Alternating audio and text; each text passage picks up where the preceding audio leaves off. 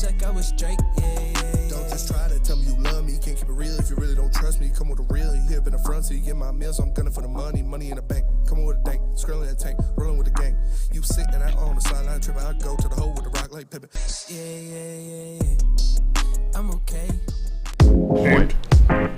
Not ashamed.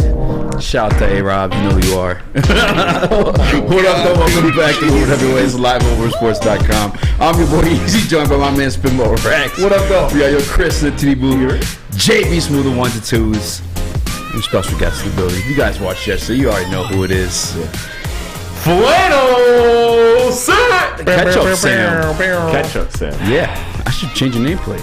It has to be impossible to be as bad at picking NFL games as I've been this year. Like, how... I think I was talking to you guys in the back. I've done it 6 times, and I've lost. In a group of 5, when there's one loser, 4 of them.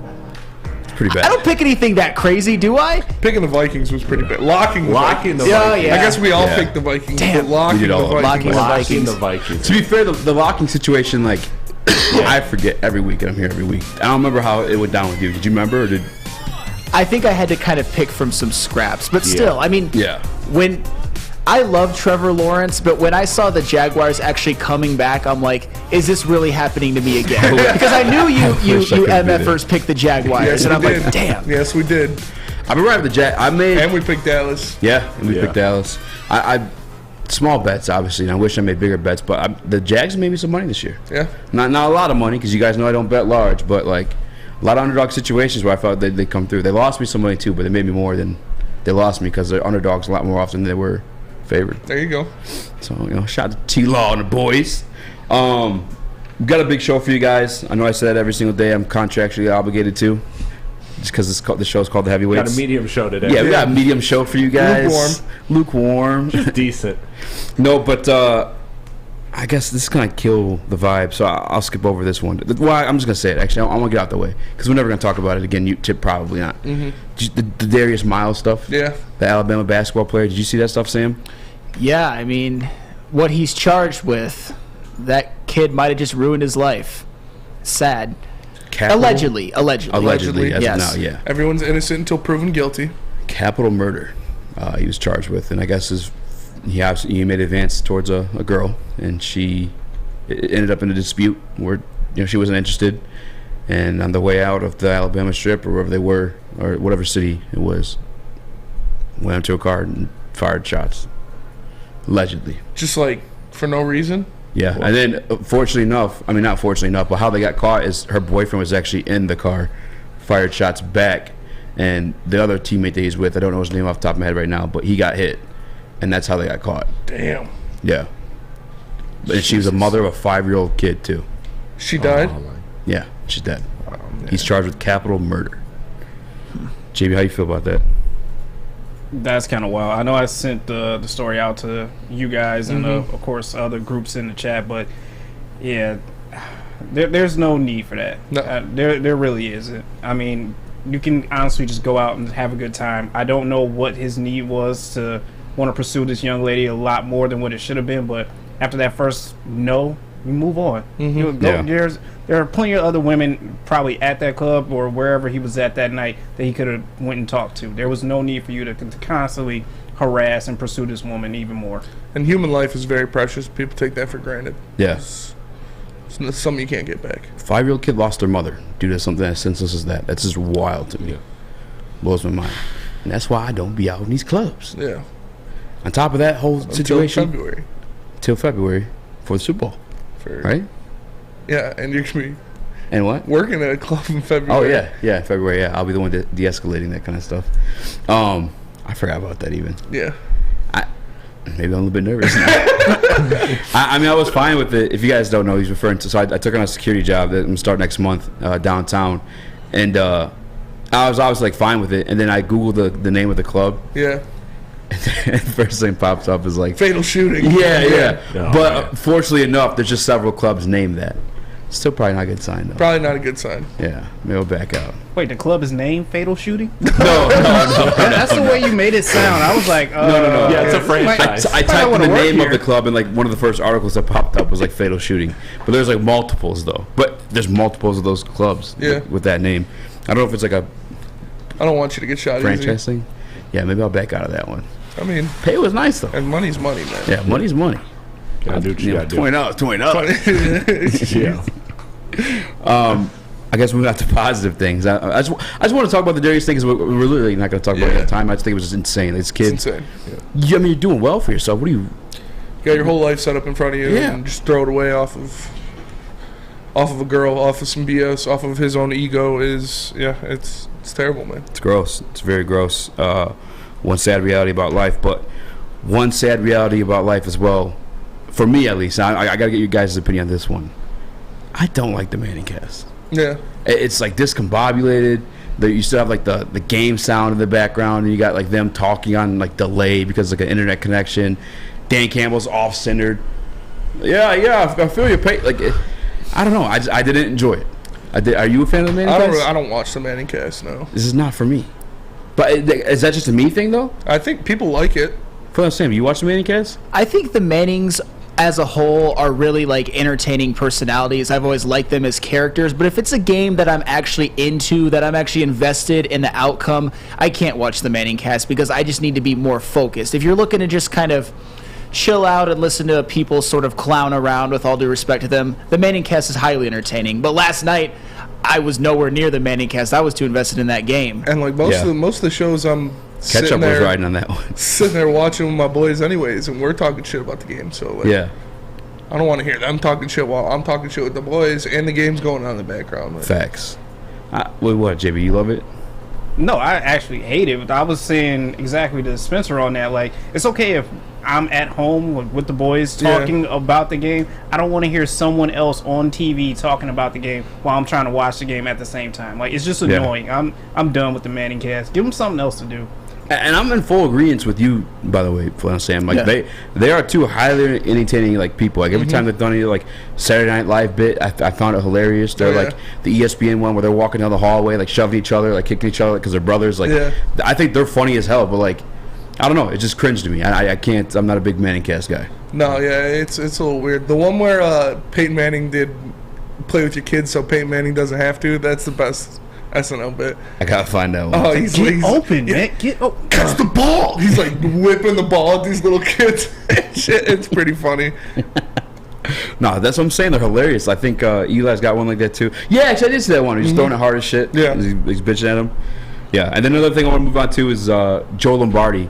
Officially, we called for Deuce. I'm sorry, what the hell is his first name? Brandon Staley's job over at LA. Yes. And ultimately, it was Joe Lombardi and their passing game coordinator that got the axe. But like, come on. Yeah. What did you think was like? Somebody had to go. Joe Lombardi's a bum. It was proven with his time in Detroit that he wasn't any good, and it was further proven in his time in LA that he's not any good. So, hopefully, they can find someone to put up there that can actually get the best out of. Such a creep. Get the best out of Justin Herbert and that Chargers offense, because if not, you're just wasting the prime years of a great quarterback. Sam, actually, I'm curious to hear your take on this one, because this is like one of the bigger upsets and one of the reasons you're trucking KETCHUP today. Yeah, I mean, when you blow a lead... It's the reason he's chugging KETCHUP. Yeah, pretty much. Pretty much. When you blow a lead of epic proportions, somebody has to go. There has to be a pound of flesh. I understand that the Chargers' defense kind of collapsed in the second half, but you're spotted as an offense a 5-turnover advantage. And when they had chances to kind of salt the game away, you could see they have no sort of 4-minute offense. They can't run out the clock. They can't consistently run the ball. I mean, this was a game in which the Chargers were ahead the whole time. Justin Herbert attempted 43 passes, and they had 23 carries on the ground. That is unacceptable. And honestly, as much as I would have been okay with Brandon Staley being fired, you got to get rid of an offensive guy, especially like a Joe Lombardi. We know who Joe Lombardi is. Very, very mid as an offensive mind. No creativity. Yeah. It was just a lot of Justin Herbert, stand back there and make a throw. Yeah, do something. Make a play with your feet and then launch it down the field. So we'll see what they get. We'll see what they get. Hopefully they don't take a Tanner Engstrand. Yeah. It'd be tough. I'm not as hype on that guy as like everybody else seems to be. Yeah. Like with Ben Johnson, I got it because all throughout the second half of last year in the post games. Well, I mean, we haven't seen anything from him yet. So exactly. But last year you seen and heard things about Ben Johnson. Yeah. You know what I'm saying? It's just not the same type of candidacy or hype that comes with the Tanner Engstrand. Like, we only found out about him in fear that we're losing Ben Johnson. Yes. You know, he hasn't done anything sweet. That's true. That's a good point. But Joe Lombardi, absolutely mid. We had him here in Detroit. Yep. That experience was god awful. And by the way, too, like what he has there in LA right now is fantastic. You have Mike Williams. Why is that so loud? Oh, the door's open. We have Mike Williams. Surprise, surprise. You have the door got left freaking Keenan open. Allen. You have Austin Eckler. So many weapons at your disposal, and not just like passing threats. Like you can run the game too. In Detroit, Matt Stafford, Golden Tate. I'm not sure if he dealt with Calvin at all in his last year. Was Joe Lombardi there? I think so, yeah. Yeah, he was. Like, he just... Come on. If you weren't drawing anything sweet up with those people in Detroit, you weren't going to do it in L.A. either. You know what's weird that I just noticed? What? No other show has the door left open during their show. Yeah. It's just our show that those sliding doors get left open. It's no respect. Yeah, I think that was actually Beth, too. I think it was, too. Because she came in after. No, it wasn't. Yeah, no, it wasn't. That's an insider. It was not me. Now, Lombardi's asked, I do have this question for you guys, though, because I recognize this happened, and I'm not sure. I should actually do the homework on this one before even bringing this up. But Wink Martindale was the defensive coordinator of the Baltimore Ravens, correct? Yes. And then he became the defensive coordinator for the New York Giants. Yes. So a lateral movement, defensive coordinator to defensive coordinator. I know typically you could block those type of movements if you're a Dan Campbell, if you're a John Harbaugh. With that offensive coordinator position open, I don't know how that situation went down. Again, I have to look it up. But actually, JB, we see if Don Martindale is his real name, but Wink Martindale, the defensive coordinator, if he got fired from Baltimore, is there any fear of losing Ben Johnson, not just to a head coaching job, but to an offensive coordinating position like that one? No, I'm not worried about. I don't think Ben Johnson will leave Detroit unless it's for a head coaching job. I feel you. I'm actually in agreement with that one, but that'd be a tough one to turn down. That would be a tough one to turn Brandon down. Staley said, "Hey, you want to come here and coach Justin Herbert?" Justin Herbert. Yeah. Maybe if Detroit should have Neil stepping on that one, tell him Justin Herbert's mid. Yeah. or whatever he was saying the other day. That'd be good. I'm not worried about him leaving for an offensive coordinator job. I think if Ben Johnson is going to leave the Detroit Lions, it's going to be for a head coaching job. Yeah. He's not going to go anywhere else to be the same guy. Speaking of Ben Johnson, too, and we'll get to this a little bit later in the show, obviously, Ben Johnson's a hot topic of discussion here in Detroit as we enter the offseason for the Detroit Lions, but he's currently the betting favorite, according to DraftKings, for both the Panthers job and the Indianapolis Colts job. That's not good. That's not good. I just saw something. I saw something about the Colts being interested in Dan Quinn. Yeah. So we'll see what's going on there. Obviously, it's still very new into this process. He hasn't even interviewed with the Panthers yet. So hopefully he messes up his interview, comes in drunk, which he's known to do. He's known to come into places very drunk. So hopefully he does that. But man, I'm scared of losing Ben Johnson to a head coaching job. That's for sure. Yeah. Did you find anything on Don Martindale at all, by chance? Yeah, I got a couple information here. He joined Baltimore Ravens in 2011, but he served as the linebacker coach. Then he got promoted to defensive coordinator in 2018, but then left in 2022 to be the Giants defensive coordinator. So it was a lateral. He didn't even get fired. Yeah, nothing. He just decided He just moved on to another team. Oh, man. Again, I don't know what's going on in Baltimore. Maybe he thought he'd get more recognition in New York, which I guess does make sense at the end of the day. Bigger market. Yeah, because like Baltimore's kind of historically have had like a pretty good defense. So like maybe you're not being like pointed out as a genius there. But in New York, a situation like New York, obviously this year, I didn't even know he was the coordinator of Baltimore. I didn't know about Wink Martindale until this year. So probably make the right move. Actually, now I'm thinking about it. That's for sure. People already know about Ben Johnson. But the right move, if you need some help, is to hit up SMA or the sports marketing agency, because they will help you. Their job is to bring awareness about mental health and substance abuse. Their new podcast, This is the S Word, helps fight the stigma about seeking help. And if you or someone you know is struggling, head to thesportsma.com to get the help you deserve.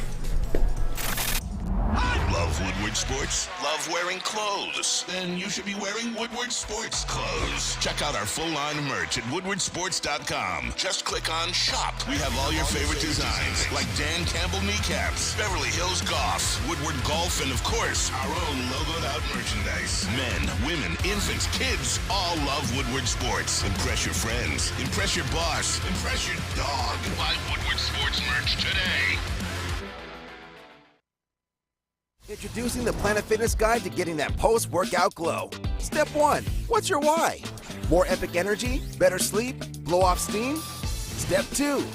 Join Planet Fitness for just $10 a month and get moving in our clean and spacious clubs. Step 3. Bask in that post-workout glow. Join Planet Fitness today for just $10 a month. Join today at any of the 50-plus Detroit area locations.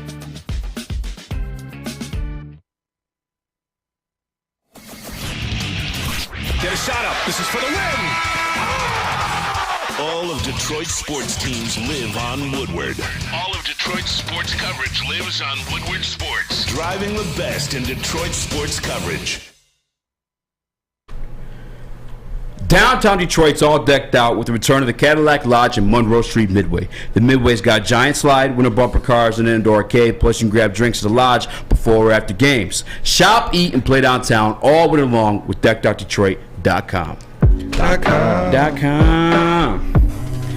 Tell What your up, friends, bro? tell Welcome your back dad, tell your mom. to Woodward Heavyweights, my guys. Spin more racks. What up, though? Young Chris, JB Smooth, I'm your boy Eazy, and we have KETCHUP Sam joining us from the Mass Chair. They said in the Woodward Sports chat, they said I look puffy today. I'm just fat, guys. It's nothing new. You look great. Do I look puffy? You look are great. Puffy. I know. Oh. You look great, Spencer. Thanks, I try. Do I look puffy? I guess now that I'm No. concentrating a little bit more, Maybe I got the mumps. yeah. This side of my face does look a little puffy. Yeah, now we're concentrating on it, yeah. Like that's I like think it's poofy, the where the other one lighting. like lays a little bit longer. Now we're just looking at how unsymmetrical your face is. It's getting uglier by the minute. Do you see what I'm saying though? Yeah, it's a little puffy. Like, yeah, one's like, I mean, Maybe I had a seizure in my sleep last night. you have been munching. Did Ben Johnson come up here and punch you? Ben Johnson actually punched me before I came on air today. Yeah, I knew it. He didn't even remember. No, I didn't remember. Comment in the Woodward Sports He chat said, what you "Hey, think happened to stupid fat Spence. fuck." Wow. I was like, Ben Johnson. It's pretty wild. Pretty wild. Yeah. Moving on to the show. I do look kind of puffy. You do look kind of puffy. I don't like it. It's gonna be What's bothering you. happening to me? It just grows as the My show life is falling continues. apart. There, hey, You turn into a blueberry Spencer throughout the show. Jr. Dude, I'm freaking out now a little bit. We didn't make any. All right, we're good. There we go. Very nice. If you're just tuning into the show, if you guys didn't know, Flannel Sam and I, well, actually everybody, we do the pick'em, the Friday pick'em, where we pick the NFL slot, and Flannel Sam, 4 out of 5 times, unfortunately fallen in the last place, except for we had a higher. There was a lot more on the line for this game where Yes. Flannel Sam had to chug some ketchup. There weren't any rules made for this one though. Like, when are we thinking we're doing the ketchup chug, Sam? Like, what are you comfortable with? I was thinking about teasing it towards the end of the show, but where are you at? That's good. End of the show is good. Is that too much anxiety for you? No, I'll be all right. I'll be all right. Let's You can put the ketchup back in the fridge too, because it probably will get warm sitting out There's there. no way. It's a whole bottle of ketchup. Does it still feel cold? It's And still it's pretty a cold. whole not Yeah. refrigerated room. I mean, he's still got 2 hours to go. Yeah. Listen, you don't sound like a heavyweight. You know, stuff stays cold for a minute. It's not an oven. I mean, it may feel like that when you first walk in. Yeah, it's hot. Maybe it here. is a little bit of an oven. That's why my face is puffy. Yeah, that's why your face is The puffing yeast up. is rising. I keep a piece of yeast in the side of my face at all times, just in case I need it. How about this, actually? I got the idea. As soon as we hit 100 likes on the stream, Oh, that's when we'll have Flannel Sam chug the ketchup. That's a good one. I agree to those terms. You agree to those terms? Yep. Everyone cool with that one? So smash that like button. Smash. Smash. Smash! Smash! Like, Say it with your chest. say it with your chest. Now on to sports. Dude, I'm going to be real self-conscious about this. I know, for the rest you of the let it show. go, man. All right. I got that saying going. I don't even want to say Nothing it. but 2 on air. shots today. Oh, he's got the full gun. That was the perfect one. I do have the Folga. You guys want to talk basketball, or do you want to give people football? I know I got basketball at the beginning here, but you know how these things roll. Where do you want to take this thing? We can start with basketball because we're doing football for the rest of the show. Okay, I'm with you. If you guys don't know, the Detroit Pistons are in Paris. Who are they playing in this one? The Bulls. The Bulls. The Bulls. Yeah. The Bulls. The Bulls. And the youngest player in the league, Yeah. They're traveling a little light. Jalen Duren, lost his passport for the game. I don't blame him. I don't know where my passport is. It makes sense. We do lose things, but it's just funny. It happens to be like the youngest player in the league. So, if this happens too, I got a quick story, quick sidebar. I lost my passport, and I didn't know where it was. And this was before I was going on a cruise that went the one you lost your virginity on. international, yeah. And Yeah. Shout out Carnival. But I didn't have my passport, so they were like, all right, just get your social security number and your birth certificate, and we can, or your social security card and your birth certificate, so we can get you a new passport. Yeah. Didn't have my social security card. Oh, man. Didn't have my birth certificate. They were all gone. Like, normally my mom kept them all in this, like, fireproof box in our basement. They were all gone. I was like, so I basically don't exist right now in the eyes of the government. I don't exist because I didn't have a social security card, didn't have a birth certificate, and didn't have a passport. So what happened? And I was too young to have a driver's license yet. So what happened? I don't know. I don't remember how it happened. I had to get one first, and then you like slowly check the boxes. But yeah, I was like, okay, I go down. I'm like, Mom, I don't see my birth certificate. She's like, no, it has to be there. And she like, we're like tearing shit up in the basement. There's papers all over the place. Couldn't find either of them. So no birth certificate, no social security card, no passport. I was just, we're going off the grid. We're going back on the grid. Maybe that's why you're maybe just made of dough. And that's why your face Honestly, is like melting throughout the show episode of Family Guy where Peter makes an ice cream sculpture of himself. Yeah. I'm the real version of Peter. That's why I have this fan on me at all times. That makes so much sense now. Yeah. No, the Jalen Duren stuff I thought was hilarious. And by the way, the Pistons are going to need Jalen Duren, I think, if they want to beat the Bulls. I mean, he's our best big man. You need everybody Is to that beat crazy to anyone. say? They need everybody to beat anybody. That is great. That is facts. Very well put, Chris. Yeah, you need Jalen Duren if you, God, dude, it's pissing me off now. Get over it. But yeah, you need Jalen Duren if you expect to win this game. You need Jalen Duren if you expect to win any of your future games. It's bothering me now. I know, man. Why did you guys have to point this out? Is it the way you're looking? I don't know. Is it? Yeah, there you go. Is that better? It does actually look a little better because now I forgot which one it was. Okay. Well, we're back in it. I'm just kidding. There you go. Yeah, so we're talking about Jalen Duren. We need him if the Pistons really expect to win at all. The Pistons need Jalen Duren out there. Like you said, he's their best post player. He's their best big man. He's already one of the best rebounders in the league, one of the best offensive rebounders in the league, and he's the only person in there that can actually provide somewhat of a paint presence to deter guards from getting in the lane. And you know the Bulls have a lot of guards that like to get in the lane and create. And so if they expect to win this game, they need to get Jalen Duren shipped to Paris very soon. Not to mention, Vucevic has been on a tear. Have you seen his numbers? No. Got 43 against Golden State. Yeah. Dude, he's putting up like 40-point triple-doubles. He's going crazy right now. He's been playing really well. And like, I just expect them to go after a guy like Vucevic. If you need Jalen Duren. If you're playing a guy like Vucevic in the paint, you need a guy like Jalen Duren to back him up.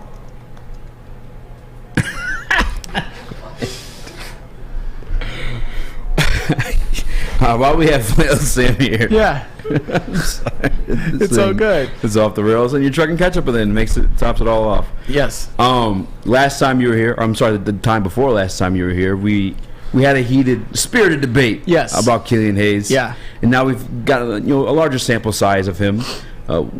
Where you're sitting at with it? So I'm still not completely sold on Killian Hayes as sort of a future piece on this team when they're ready to win. His field goal percentage did dip back below 40%. I need him to get that up above 40 at least before the end of the year. A full season of shooting over 40%. That 3-point percentage though is the best it's ever been. Yeah. Go ahead. I just want to give you some stats that might give you some cause for pause. Hey. So Killian Hayes in his last 6 games after dropping Mo Wagner, putting him to sleep on live television, he has been averaging 15.5 points per game, 7.8 assists, 2.3 steals, shooting 48% from the field, 41 from behind the long line, and 83 from the stripe. And his last 10 games, it's 14.5 points per game, 7 assists, 3 rebounds, 2 steals, 46% for field goals, and 40% from 3, averaging 4.5 attempts per game. Yep. No, those are excellent numbers, and I am actually encouraged because, with Cade Cunningham, if this being a lost season for Cade Cunningham, this was the opportunity for Killian Hayes to sort of show out, given more minutes, given him a bigger role on the team, and he has played well. I'm not just going to die on hills when people prove me wrong. And Killian Hayes, in basically the month of January, has been damn good. He's been more than serviceable. He's been one of the best players on the team, and I will gladly admit that I was wrong for the time being, because as I've always said, I get labeled a Killian Hayes hater, but I don't want Troy Weaver's first ever draft pick to be a bust. I want him to turn out well. And in this month of January, he's been pretty damn good. Pretty much for the past couple months. It's something you want out of Killian Hayes. You want to see him produce. You want to see him out there getting good stats, having good numbers, but he needs to continue that success if he expects to have this kind of minutes in the lineup once Cade Cunningham comes back for sure. Yeah. And so far in this about, I'd say he's kind of gotten it really together in the past month and a half, 2 months. He's been, a pretty good player, like a really good player in a lot of games. He's played some of his best ball when they've won. And obviously we know what he brings on defense. He's one of their best perimeter defenders. He's pretty good at being a playmaker. He's been better. Just next year, my advice to Killian Hayes is do not get off to the worst start shooting the basketball in NBA history. Because without that, his numbers would reflect a damn good year. This is a lot of movement going on. A lot of movement around here. Oh my goodness! I don't know what the hell's going on. Spence, are you okay, man? don't let people. Yeah, Killian Hayes could be a really good player if he tries, but what you really need to see is him get more activated off of the court. Obviously now he's in Paris, so he's feeling good, living at home, but we really need to see him playing good basketball. Sticks and stones, Spence. Sticks and stones. But words will never hurt me. Right, Spence? Yeah. I have nothing for that. What's going on? I hope that your face gets normal from all that. Yeah, I was trying to get the blood to, rush back to my head. I don't know why I thought laying on the ground it would reach. That was just a bad idea at first. That was. You're kind of tall, so maybe. Isn't it kind of funny though that of all people, Jalen Duren loses his passport? Because when I was that young, I would have done some stupid stuff like that and just misplaced my passport. So it's kind of. It would really suck though if he had to miss out on sort of I wouldn't say once in a lifetime, but that's a big trip going to Paris to play NBA basketball. That if he had to miss that, I'd be kicking myself. But we all do stuff like that when we're young. I was terrible at keeping track of things. Yeah, but at the same time, you have a it's $1 billion organization. Aren't there people in place to make sure that doesn't happen? You think they would have checked to make sure that he has his passport? Yeah. Before they need to go to Paris? Yeah. But truthfully, the schedule's been out since September, August? Yeah. You knew this was coming. Yeah. I feel you though. I don't plan a week ahead. I'm awful. I'm last minute. That's me all day. That's what I'm known for. But again, I don't have I'm not paid by a lot of money $1 billion organization. It's just funny because he is the youngest player in the NBA, so that makes it even funnier. It does go hand in hand. Spinny, I was thinking maybe your face looks that way. Did you shave recently or get a haircut? Maybe they left some off, took more off one side than the other. No. Maybe they could fix it at Lady Jane's. They could. If it did, they could fix it at Lady Jane's because Lady Jane's is the home of the... Oh, no. Come into Lady Jane's for an award-winning haircut experience and register for a once-in-a-lifetime opportunity to win a down payment on your dream home up to $200,000. Lady Jane's open 7 days a week. Walk in anytime, no appointment necessary because at Lady Jane's, it's wicked awesome. The only sports network in Detroit that starts with a W. Because we win. Woodward Sports, Detroit's winning sports network. The Sports Marketing Agency would not be who we are without great community partners like Higuera Health and Carol Zaniga. It's an awesome opportunity to partner with your organization. Higuera Health is a comprehensive behavioral health organization. We serve children through older adults with mental health, substance use, and developmental disabilities across Western Wayne counties, and really excited to now be in downriver communities as well. Give us a call at 734-458-4601. You don't have to go to the beach, man. You don't have to get your butt crack full of sand. You just need a little chili peppers, man, to get that glowing beach chili peppers tan. Woo! With 26 locations in the Metro Detroit area and more coming, Chili Peppers Tanning is where you'll find the cleanest salons in the D. Join the Pepper Club for the best deals on unlimited tanning. Head to chilipepperstanning.com. You just need a little chili peppers, man.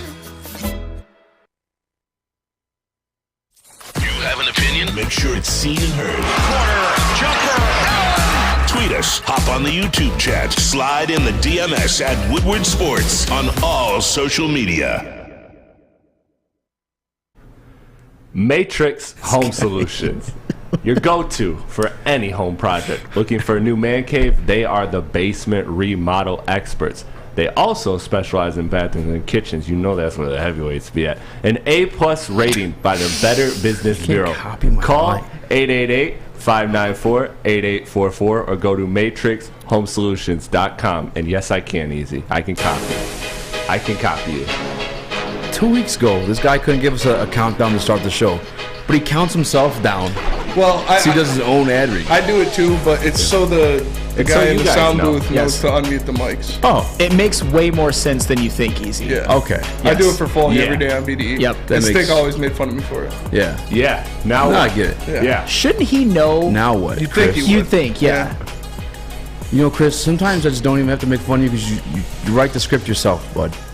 And me adding anything extra is just mean at that point. And sometimes you're wrong about the sound, like the countdown. You were wrong. He's got a point. What up, though? Welcome back to the World Heavyweights, live on WoodSports.com. I'm your boy Eazy, joined by my man Spinmo Rax. Spenny Puffer Face. We got Young Chris in the TD booth. JB Smooth, the 1s and 2s. If you guys don't know, we have Flannel Sam in as a special guest. We do the Friday football pick'ems. Last week, a little sauce on the line when Flannel Sam took another loss. Is ketchup a sauce? He's going to have to... it's a good question. I don't know. I don't know the answer to that one. All right, we're at 58 likes now, by the way. Ketchup is not... keep us updated. It's kind of a sauce. Like, what defines a sauce? I feel like a sauce you have to put on, like a sandwich. Like, you're not putting ketchup on a sandwich. You know what I mean? Dude. No, because I don't like this. Barbecue sauce is a thing, and that's rarely put on sandwiches. I put barbecue sauce on sandwiches. I'm sure you do. You look like it. I'm sorry. It's got sauce in the name. It's not called ketchup sauce. Does it say sauce anywhere? It doesn't, in the because bottle? tomato sauce is a thing. Tomato sauce. If it was a sauce, it would also, be. yeah, it's. So what is the sauce? Is you put it over something. Wait, does that say tomato ketchup or just ketchup? Tomato ketchup. Yes, tomato ketchup. So are there other kinds of ketchup? So ketchup must be its own. You remember the purple thing. ketchup? I do remember the purple ketchup. They should never got rid of it, and did taste different. I don't care. No one said. Tastes a little funny. I never got to try it. Because your household's boring. We all. I'm sorry. That was mean. Sorry, Mama. Sorry, Mama Chris. I have no feelings. I've got to know. JB, can you look that up, actually? I just did. Ketchup is actually a sauce. Okay. So then what? A marketing thing. I'm gonna unplug myself from that conveation because ketchup sauce. We're getting some deep conspiracies. What is ketchup's life? like a brand name. Yeah. Like ketchup, mustard. Those are brand names. You know. Well, no, because mustard's a mustard seed. But that's tomato ketchup. So, like, is there other kinds of ketchup? But there's already tomato paste. Like, is there a mustard ketchup? Maybe because tomato sauce is already already taken. taken. There's tomato sauce. There's tomato paste. You call it, like, tomato gloop, but that wouldn't look good. Gloop? Gloop. Oh, gosh. Augustus Gloop. That is not as sellable. All right. Well, enough of the nonsense until Sam obviously chugs some ketchup. We're bringing it back to sports. Promise you reel it in. And this one has to do with Sam. It's one of the reasons you're actually chugging ketchup today. Yes. Tom Brady lost last night. Yes. The Tom Brady, the GOAT, the guy, my guy Ryan Armani guaranteed the Super Bowl win out of. Took an L last night. Embarrassing one, too. He looked rough. It was pretty bad. Yeah. It's like, how many times do we got to teach you this lesson, old man? Tommy, I love you, buddy. You know, you are the GOAT. You've been one of my favorite football players for a long time. Really? Yeah. Oh, I love Tom Brady. But it might be time to hang him up. Did he look bad? He looked bad. It's crazy, too, because, well, I'll let you say yours piece, too, as well, Sam, but, like, people are talking about him taking part ownership to become a Miami Dolphin. They're saying that I think it's the 49ers may also be another team that want him, but, like, I'm being honest with you guys, if it's that version of Tom Brady, I'd rather have Brock Purdy in. Honestly. When you're 45 years old, I mean, at some point, you're just going to have to hang it up, and you're not going to be physically what he used to be. It's so funny because I obviously picked the Buccaneers to win, but I'm happy that the Cowboys won. I don't care that I have to chug ketchup. I'm just happy that Tom Brady is out of the playoffs because I hate Tom Brady with the fire of 1,000 suns. And one of the reasons why is, what have I always said? That he is the luckiest single athlete that has ever walked the face of the planet. He's a low. Yes, and he gets way, way, way too much credit for team accomplishments. People act like it was just him winning all of those 7 Super Bowls when it was teams, when it was he had great defenses usually. He had a lot of luck go his way. And I actually, if I may... You may. I have some numbers. June. I sort of teased them on BDE earlier, but I'm gonna give kind of a different sort of tinge to them on this show. Okay. I want to kind of change them up a little bit. Okay. So with 7 Super Bowl wins, you would think that Tom Brady has obviously some of the best stats of all time in playoffs. He does, counting stats. But when it comes to per game stats, his passer rating, his playoff passer rating is 20th all time, behind those such as, let me give you a little context. There's some quarterbacks who played in his era that were kind of his peers, but sort of more snake bitten. Aaron Rodgers, Drew Brees, and Matt Ryan. So Matt Ryan's playoff passer rating 100.8, Aaron Rodgers is 100.1, Drew Brees is 97.1, Tom Brady's 89.8. What about yards per attempt? Tom Brady is tied for 43rd all-time in playoff yards per attempt. Matt Ryan's is 7.6, Aaron Rodgers is a 7.6, Drew Brees is a 7.4. What's Brady's? 7. It doesn't seem like that much, but it does make a difference. What about playoff? To be fair, though, I feel like that's one of those things, like, the more you throw... He's also throwing a lot more passes than those. Carry on, though. I'm okay, listening. but like, let me respond to that really quick, though. I'm not saying that all of those players are better playoff quarterbacks than Tom Brady. I'm just using it as context to that Tom Brady's had a lot of help. And if you can't deny that, if you want to keep denying that, you're just putting your Tom Brady like love glasses blinders on, because he has had a lot of help. Tom Brady love glasses. He's gotten... And all right, let me continue. So what about completion percentage? Playoff all-time completion percentage. Matt Ryan 67.5, Drew Brees 66.7, Aaron Rodgers 64.7, Tom Brady 62.5% in playoff completion percentage. So he's the worst out of all of those peers in everything. And one more, touchdown to interception ratio in the playoffs. Aaron Rodgers, the guy who chokes, that never can win big games according to some, 3.5 to 1. Matt Ryan, 2.9 to 1. Drew Brees, 2.5 to 1. Tom Brady, 2.2 to 1. So it matters when it. I mean, yeah, but like it's like a 0.2 like difference. Yeah. No, and those do. There is not that big of. I mean. 2.2 to 3.5, that is a big difference. That's a big difference. Come on. And like I said, I'm not saying that these are all better playoff quarterbacks. Obviously, Tom Brady's going to have them all beat and lapped in counting stats, and Tom Brady has had more opportunities to play bad games and more opportunities to play good games. Yes. I'm just saying that when you put all of those numbers into perspective, Tom Brady didn't win all those Super Bowls with those teams because he was, say, a 7 times better quarterback than Aaron Rodgers. He had a lot more help. He obviously probably made more big plays and big moments than a guy like Aaron Rodgers, but he also had a lot more help, especially than a guy like Drew Brees. How many Super Bowls have the Patriots won without Tom Brady? They have won 0. Yeah, okay. And when the Buccaneers team that was built right now, they only won a Super Bowl after Tom Brady got there, right? Yeah, but okay. I thought they had one with Gruden. They had one. Yeah, they had one. I'm talking about this team. Oh. Yeah. Yeah, because Tom Brady's better and a lot more mistake-free than Jameis Winston. That's not a hot take. I'm not saying he's terrible or anything. Sam, I'm going to help you out here. I'm going to give you a lending hand because I love you. All right. And I'm with you on the Tom Brady stuff to a certain extent. Like, I respect it, right? But there is a lot of stuff that goes in the context of, like, him winning games. And you had way better information than what you just gave out. Tell him the playoff run stats that you had there. Okay, so that stuff was more eye-popping than anything you just said. Yeah, I've got stats for days on Tom Brady. So in 2001 and 2018, those are the 2 Super Bowls that he won with the Patriots while leading his offense to 13 points. In Super Bowl in the 2001 one, they scored 20, but one of them was a pick 6 by Ty Law. In the 2001 playoff run, Tom Brady, the GOAT, just so much greatness.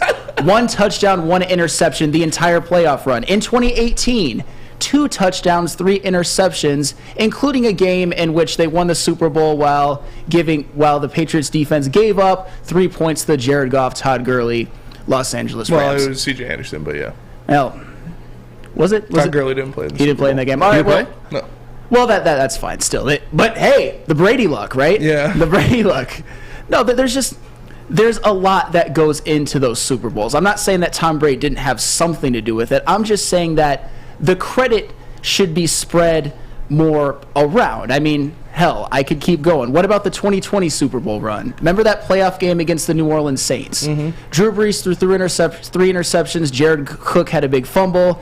Tom Brady's average touchdown drive length, 21 yards. Absolute greatness. And in the Super Bowl, they held a Patrick Mahomes-led Kansas City Chiefs team with no tackles to 9 points. Who's better, Brady or Rodgers? In the pantheon of all-time greats, Brady. Okay. I think Rodgers is better talent. Obviously, Tom Brady is the GOAT because of all of his accomplishments. Yeah. But he gets too much credit for those team accomplishments. Now, that's the part I can get with, is like the too much credit for team accomplishments, because football is the ultimate team sport. Without a defense, without anything else, like, you're not going to touch anything close to Super Bowl ring. Yes. Like, when people... And 7 rings in football, it's truly amazing. It really is. Like, we will never see that in our lifetimes. I'd be astonished if we did, because quarterbacks aren't taking pay cuts like Tom Brady. Ding. But Ding. In all honesty, it is insane for him to have 7 rings. But we look at like Jordan's 6 rings. He's playing offense and defense, right? Like Brady was the one who held Todd Gurley to 10 carries and 35 yards because he did play. He did play. He just didn't do much. But he had that weird knee injury that he got before the playoffs started. Degenerating knee. Yeah, whatever the hell it Sounds was. terrible. He got that Folga. He does got Some that may Folga. say. Yeah. His knee was literally falling apart, but Folga for the GOAT nonetheless, for all the reasons you just said. Right? I mean, 7 rings. When he left New England to go to Tampa Bay and then win a Super Bowl, any arguments were off the table. Yeah, that was insane. Tom Brady is the GOAT, as much as Sam Flannel wants to hate. Tom Brady is the GOAT, just like the butchery is the GOAT of meat. And the official meat supplier of the Woodward Sports Network. So you could call 248-682-2697. Yes, that's 248-682-COWS. Or move on over and order online at thebutcherysl.com. Shipping included for Woodward Sports customers. The Butchery meats, eats, and treats. Sandwiches to die for. Wagyu meats and artisan breads inspired by the legend, Chef Dave. Only the best of the best for our meat-loving customers. An old-school butcher shop from a new-school perspective. We don't like to brag that we are the toughest sports network in Detroit, but we do have a guy named Darren McCarty on our side. Lemieux and McCarty, who've had a good knockdown drag up. There they go, right on the whistle. They were talking to one another. Woodward Sports. Hi, I'm John from Better Rate Mortgage, and to me, family is more than blood. That's why I have the biggest family in Metro Detroit. If you're looking to buy a house or refinance and need a loan, come get treated better than family by me and our entire team here at Better Rate Mortgage. We pride ourselves on giving you better advice, better service, and a better loan experience. That's why we are Better Rate. If you're looking for a new mortgage, come get treated like family. Actually, better with Better Rate Mortgage. Visit us at mybetterrate.com or call at 248-480-4467 today. 3 NBA championships. Detroit fans were there. 11 Stanley Cups. Detroit fans were there. 4 World Series wins. Detroit fans were there. And that one Lions playoff win in 1991. Yeah, Detroit fans were there. Woodward Sports, where the fans are. Custom Health Centers helped our very own Ryan Armani lose some weight. Look at how his journey started, and look at how his journey's going now. Wow. It's just an incredible difference. Corey Spaghetti. He went from Corey Spaghetti to Corey Maggette. But in all seriousness, Ryan Armani did enlist the help of Custom Health Centers and has lost upwards of 25 pounds. You can do the same. All you have to do is call them at 844-789-8446. That's 844-789-8446. Call Custom Health Centers today and let them help you lose some weight. Don't be fat. Don't be fat. What up, though? Welcome back to Woodward Heavyweights live on WoodwardSports.com. I'm your boy Eazy, joined by my man Spin Mo Rex. Hello. Young Chris, JB Smooth, and Ketchup Sam in the Mass Chair, aka Young Pufferface. What are you calling yourself? Spinny Pufferface. Spinny Pufferface? Yeah. Spinny Pufferface. Spinny Puffy Face. Spinny Pufferface. Oh, it's a hard one for me to say. Pufferface. Hey, yo, chill. Relax, bro. All right, ultimately at the end of that conversation, though, I do want to ask the people who don't hate Tom Brady as much as Flannel Sam clearly does. Yes. Do you think he lands on another team next year? Like, you think he's like an asset to another team? Yes. Really? Somebody's going to want Tom Brady. Yeah, but like if you're a GM, though, like are you pursuing Tom Brady? I mean, yeah. He's still Tom Brady. I'm good, bro. Again, I accept everything he's done. Like watching last night, knowing what's happened this season. You don't think Kyle Shanahan could get the best out of Tom Brady? Kyle Shanahan definitely could get the best out of Tom Brady, but I think if I'm being completely honest with you guys, and this may come off as like I'll get killed for, but from a skill set standpoint, at this point in his career, he's what 45 he is now. Yes. Like Brock Purdy is running with the football. He's throwing the football on the run. There was a throw last night with Tom Brady on the run. Threw that thing straight into the dirt. Yeah. Like it's just not. He's Tom Brady. I get it. You heard it here first, folks. Eazy thinks Brock Purdy is a better quarterback than Tom Brady. He's just a 46-year-old Tom Brady, if we're being honest. Like, last night was just an example of, like, no, I'm not giving that guy the keys to the city and all that good stuff. Still Tom Brady. Don't get me wrong. But MJ's not dropping 40 nowadays either. You know what I'm saying? Like, probably would. I don't know about that. No hand check. Yeah. No hand check. Oh. All right, Chris, what are you going to say? Yeah. Two things quickly is one, I find it hard to believe that Brady would be the worst starting quarterback in the league, so therefore a job theoretically could be open for Tom Brady. And then the other part is, I know that basketball is more marketable, but like LeBron talking about, signing somewhere when his son plays, doesn't matter where, just to play with his son. Like, GMs are going to line up for that, and I know that basketball is more marketable than football. What was that? Nothing. Okay. No, he said it. You might as well say it now. I didn't catch it. Say it, Spenny. Say it. I said Tom Brady wants to play with his son. Oh, yeah. That's my quarterback. But like Tom Brady's Tom Brady. Like if there was ever a marketable guy that you'd bring in, an owner would bring in just for money, like Tom Brady would, especially if you get the potential GOATs last season, like that's a 30 for 30 right there. Yeah. Sells a lot of tickets. No, actually that makes sense. That does sell a lot of tickets. I mean, there's like the way people are going at Flannel Sam in the chat during the whole Tom Brady spiel. Like, those guys are buying tickets to see Tom Brady when he comes to town. Absolutely, you're selling jerseys. That's a great point. If from like a marketing standpoint, I guess I can't argue that. But a winning football game standpoint, like I think it's actually Booner. Booner said this is that's what people said when he left New England. No. I didn't, at least not me. Like, this is just a different version of Tom Brady. Like, people are saying a team that's one quarterback away. I'm sorry. Chris Godwin, Mike Evans. I mean, Fournette was there, but obviously not the same. I still have a hell of a defense. Not what it was, 2 years ago, but still pretty good defense. Byron Leftwich, which I've heard he got fired. But I think he was calling plays last year when he won the Super Bowl, too, though. Well, I mean, Bruce Arians was there, though. Yeah. God. It's crazy. Some people say that, but Jared Goff does it all by himself, Spinny. I mean, why can't Tom Brady? That's a good point. That's a good point. No, I get that. We did have the conversation last night about the game. It's crazy how much like a coach can mean to a guy, even like Tom Brady. But I don't know, man. I just think he's also just not the same. I'm with you 100% with like it being a different coach and a different philosophy, because Bruce Arians is like certain offense coordinators. I don't want to call them like geniuses. Rather like psychopaths. You know what I'm saying? Like they're so creative and like ballsy, and I just don't think Byron Leftwich is that. No, and Tom Brady's a psychopath. He looks like a psychopath. Like, he does look like a psychopath. He looks like American Psycho. American Psycho. He literally does look like American Psycho. Don't just stare at it. Eat it. Yeah. That's a great scene. I haven't seen that movie. Oh, dude. What? I've only watched it through like YouTube clips. Oh my God. It's a great movie. It seems like a slow-paced movie, but a good one. It is intense. But there's a scene where he has two young women of the night that come and visit him, and he's telling one of them to look at the other one's butt, and he says, "Don't just stare at it, eat it."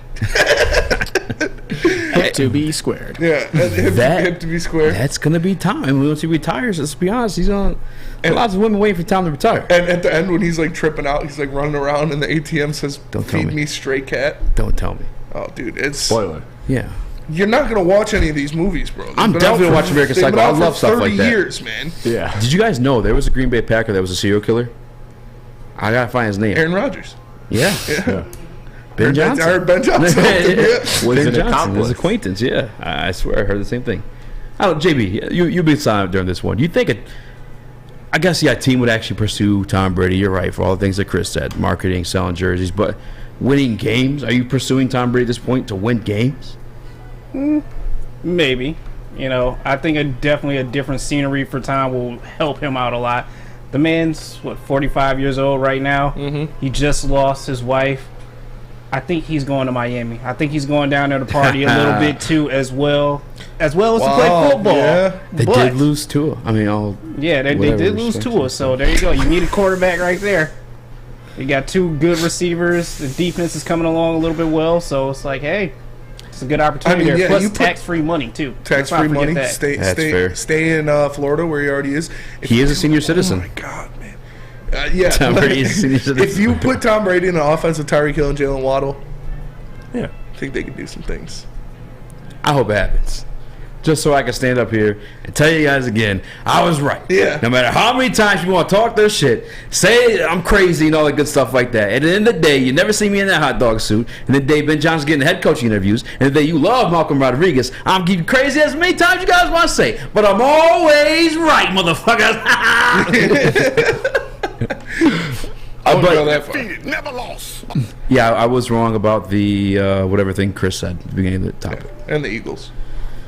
And the Eagles. Yeah. And the Eagles, yes. There's a couple things. We can dig them up. But you have a good track record. You do. I do have a good track Defend the Glen as well. Defend the Glen. That's another good one. Yeah. That's got to be a staple, I think. That's actually kind of leads into our next segment a little bit too, and I'm gonna tease it. But one of the other things we were right about when I people were hyping up Brian Daboll, churn butter. Yeah. For Ryan Daboll and Rob Salah. That's another thing I set up here and told you guys. Look at these rosters in comparison to what Dan Campbell was working with. Yes. And time proved, and head-to-head matchups, Dan Campbell spanked them boys. And obviously, I think that Ben Johnson was a part of that. But head coach of the year is a conversation that's coming up here shortly. They talked about it last night during the Manning cast. They actually asked Dan Campbell who he thinks would be head coach of the year. And you know what his answer was, Flannel Sam? It was Brian Daboll, wasn't it? Yep, Brian Daboll.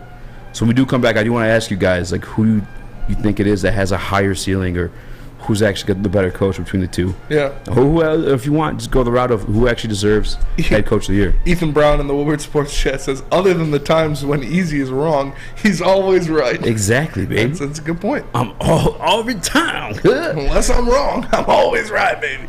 The one thing I guess, I'm trying to think of my biggest, wrong. Troy Weaver is not dumb enough to draft Jaden Ivey. That's the biggest one. That's a big one. Yeah, Troy Weaver's not dumb enough to draft Jaden Ivey.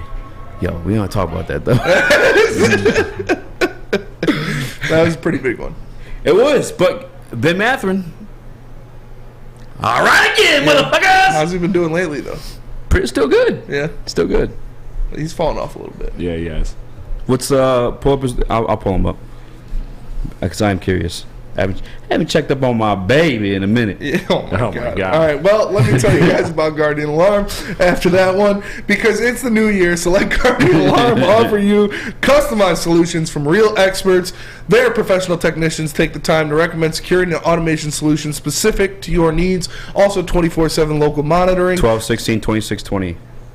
You can call them anytime, day or night, and know that Guardian Alarm team member will stay on the phone with you as long as needed. Technology backed by people. Your safety and security deserve technology that's been proven to work and people who have been proven to care. So call them at 1-800 Stay out. That's 1-800 Stay out. Uptime now, and let them know Woodward Sports sent you.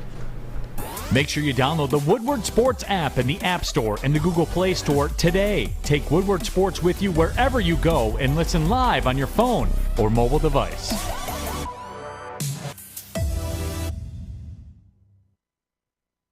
Introducing the more epic energy, better sleep, blow off steam? Step 2. Join Planet Fitness for just $10 a month and get moving in our clean and spacious clubs. Step 3. Bask in that post-workout glow. Join Planet Fitness today for just $10 a month. Join today at any of the 50-plus Detroit area locations.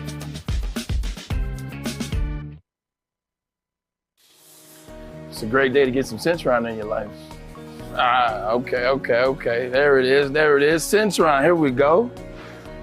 Gotta grab the cranberry. Oh wait, it's 2 for $4. Gotta double up with the classic as well. Centron World, baby. Centron, available at select Krogers, and if you wanna know how, go to @CentronWorld.com. You get dope like me. You know what? Why wait?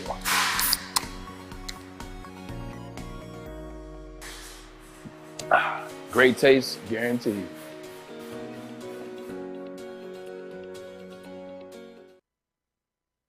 We are the network for Detroit by Detroiters. Welcome to the Woodward Sports Network. Way swapped out roller skating, basketball, and mini golf for a giant Arctic slide, winter bumper cars, an indoor arcade, and puck putt. Puck putt. Tomato sauce. Ketchup. Tomato is the sauce. With free entry to the site, enjoy a variety of new activities aimed at creating exceptional winter experiences for everyone. Get to the Midway this winter to enjoy tasty treats while making magical memories during the most wonderful time of the year. Those tasty treats include, but are not limited to, burgers, pierogies, homemade chili, chicken sandwiches, mac and cheese bites, plus gluten-free and vegan goodies so everyone can have something to eat. And of course, coming soon, the Woodward Sports Winter Olympics. You'll be able to compete against Darren McCarty, Braylon Edwards, Adam Baydoun, Ryan Armani, Jeff Ifrady, the heavyweights, and all the Woodward Sports family in Monroe Street Midway Games. So go check it out downtown. It's the Monroe Street Midway presented by Bedrock Detroit. Don't be fat. Don't be fat. Don't be fat. What up, though? Welcome back to Woodward Heavyweights live on WoodwardSports.com. I'm your boy Eazy, joined by my man Spin Mo Rex. What up, though? Yo, young Chris, the TD Move, JB Smooth, 1s, 2s, and Ketchup Sam join the show again. As soon as we hit the under likes, the man's chugging We're ketchup. getting close. We're at 84. And 84. Beth said she wants to administer the ketchup shot. I don't know how I feel about that. Yeah. No? Okay. He would definitely in trouble by his wife if Beth was administering that ketchup shot. No, it's not about that. I just think she would like waterboard you. Oh yeah. Yeah, Ketchup board him. That's what I think. I told you that too. I think we should let Beth do it then. Oh, if it's not the wife, come on. God. Okay, fine. Whatever. It's gonna be. I'll have the timer going. But yeah, I feel you, Sam. I thought the same thing.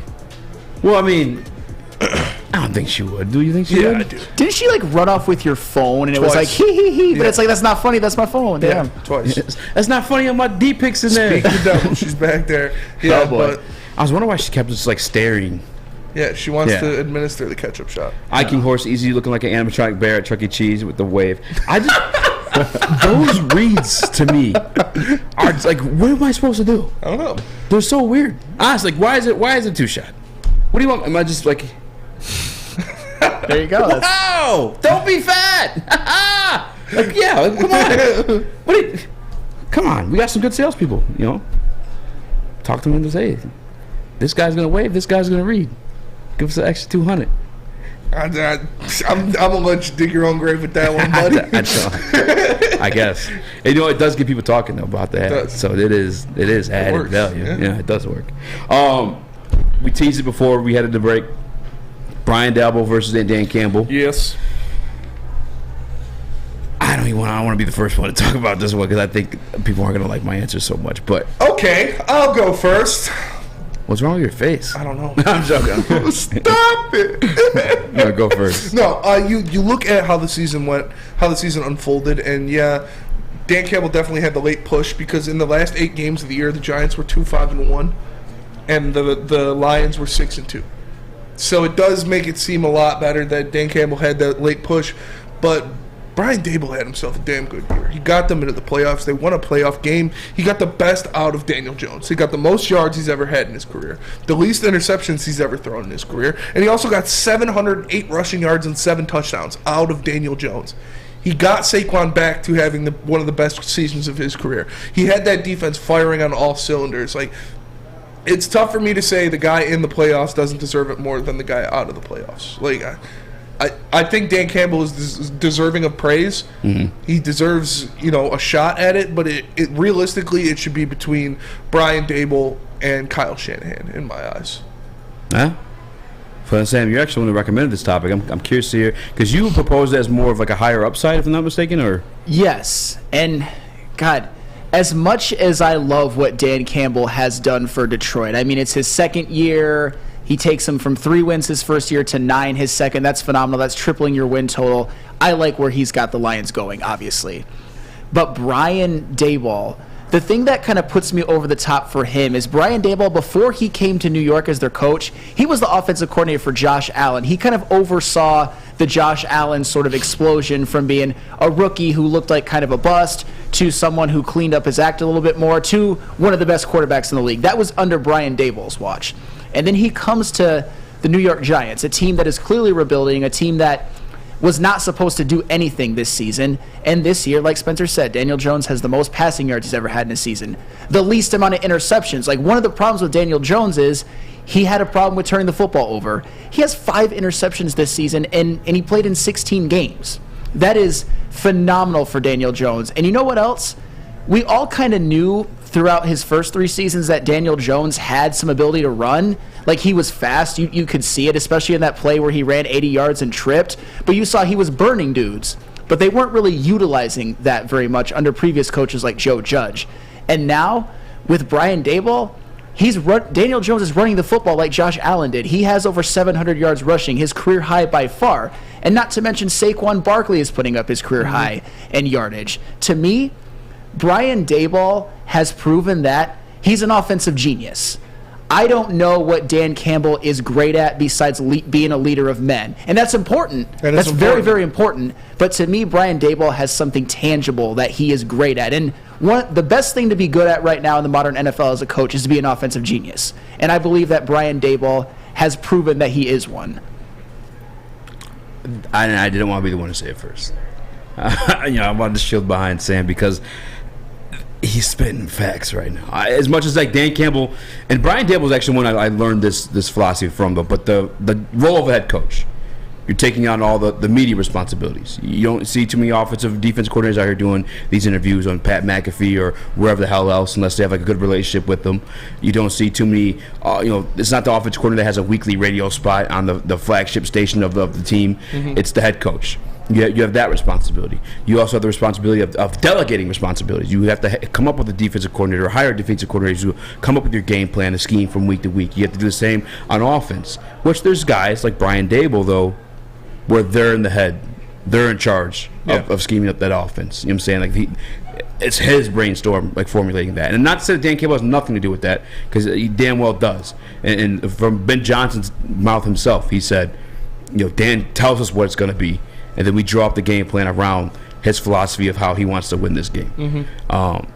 Head coach is just a different spot, but like as a coach, and I'm talking like X's and O's, there's no denying what Brian Daboll's done with Daniel Jones. And you're the one that brought up the fact that throughout the season that Daniel Jones lost all of his starting receivers. No receivers. Lost every single one. Isaiah Hodges looks good, but that's a nobody. He wasn't supposed to be seeing the field. No. James Ritchie wasn't supposed to see the field. No.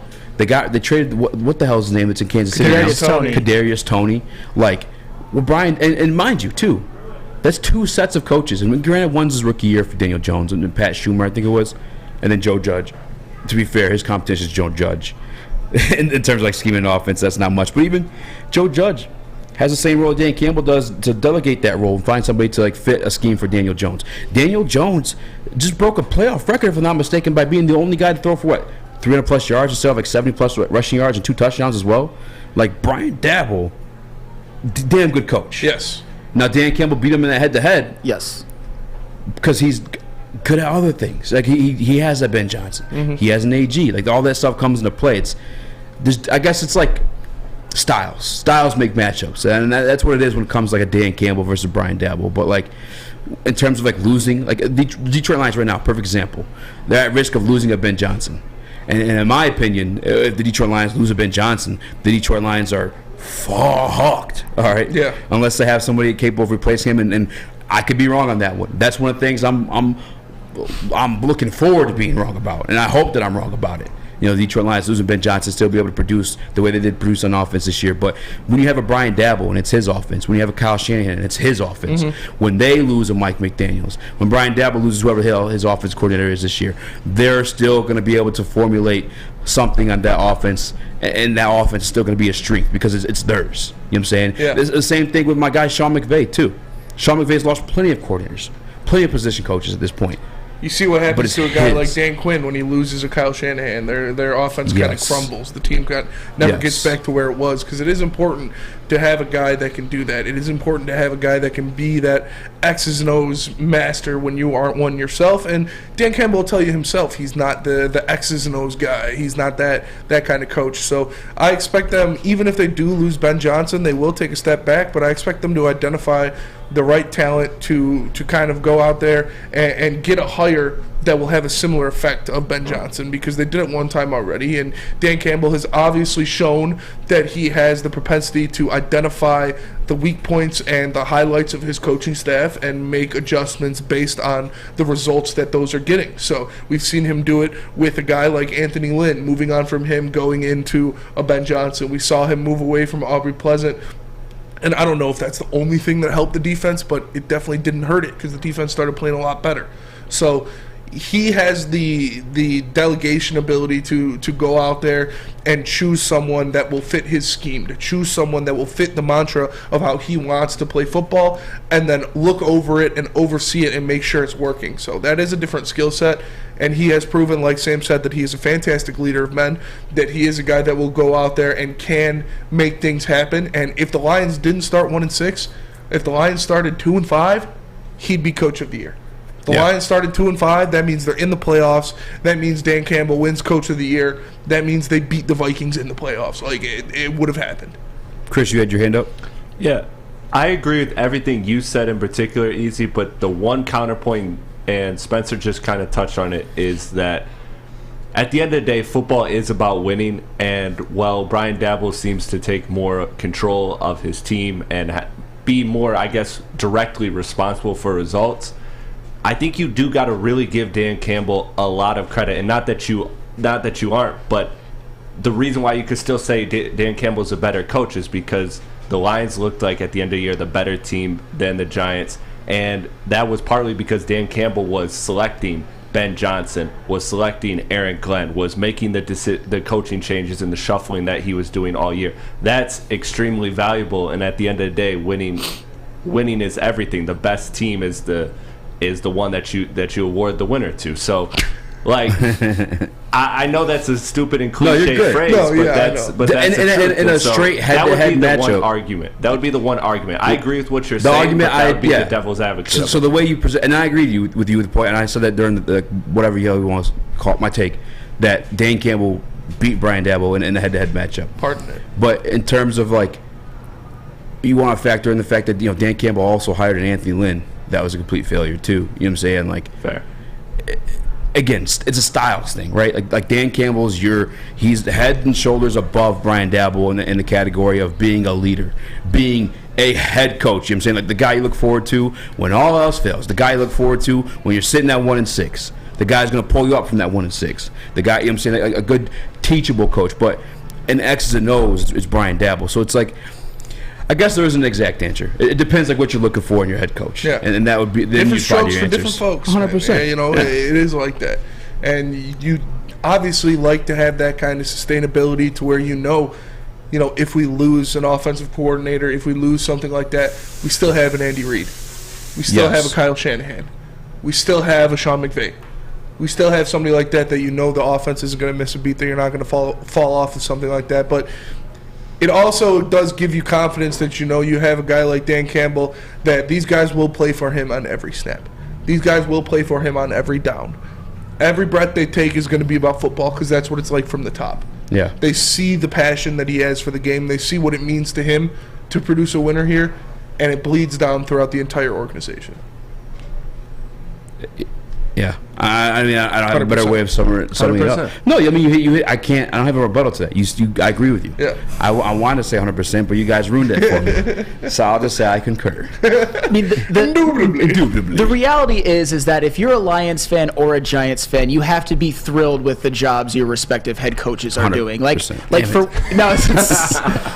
I just have good points, but yeah, with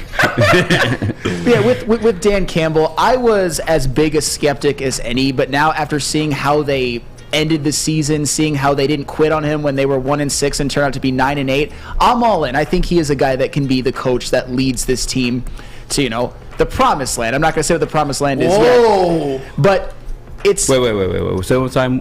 He said Dan Campbell could be the coach that leads his team to the promised land. I like that. Well, just with the roster upgrades they're going to make. What's the promised land, Sam? I mean, it's got to be the Super Bowl. Whoa! I mean, with or without Ben Johnson? Well, I think he'll be gone because I think he'll take a head coaching job in this offseason because he's just that coveted. He did that good of a job. But I mean, you just see how the last couple drafts have gone with Brad Holmes. How guys like Amon-Ra St. Brown and Penei Sewell developed so much from year 1 to year 2. I expect that from some of the Lions rookies this year. And then, do you trust Brad Holmes to cook up another good draft in 2023? I know we all do. I sure do. And I believe now that Dan Campbell is the guy that can get it done. It's just with Brian Daboll, in year 1, you're already seeing a playoff win on the road with Daniel Jones maybe playing the best game of any quarterback on the weekend. Daniel freaking Jones, the guy that was left for dead. He was that's a great point. He He looked amazing running the ball in the first half. Yeah. And he just looked so comfortable doing it. Like when he got up, I was always like, "Oh, I don't know if I'm a quarterback taking that many hits," but the behind the back handoff was nasty too. That was baller. Speaking of getting the job done, we are 3 likes away. Oh no! From Flannel Sam chugging that ketchup, but ketchup's a lot Stop like liking. Coke. No, I'm kidding. Make sure you guys do it during the break. We need 3 more likes. Who wants to be that one like that makes Sam Flannel chug some ketchup?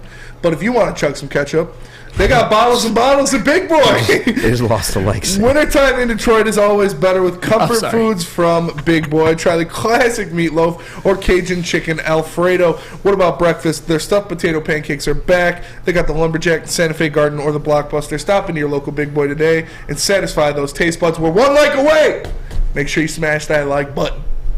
Oh, there it is. Woodward Avenue, the first paved road in America. Woodward Sports, the first sports network born in Detroit and made for Detroit.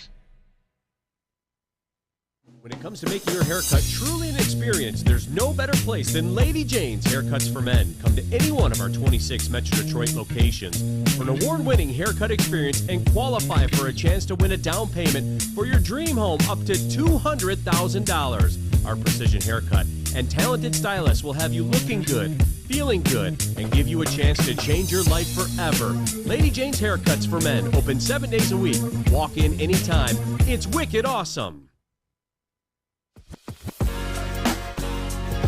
What's a winter wonderland if you can't shop, eat, and play? Lucky for you, you can do it all at the Downtown Detroit Markets, Cadillac Lodge, and the new winter version of the Monroe Street Midway, all located just across the street from Campus Martius Park. Find the fun at deckedoutdetroit.com.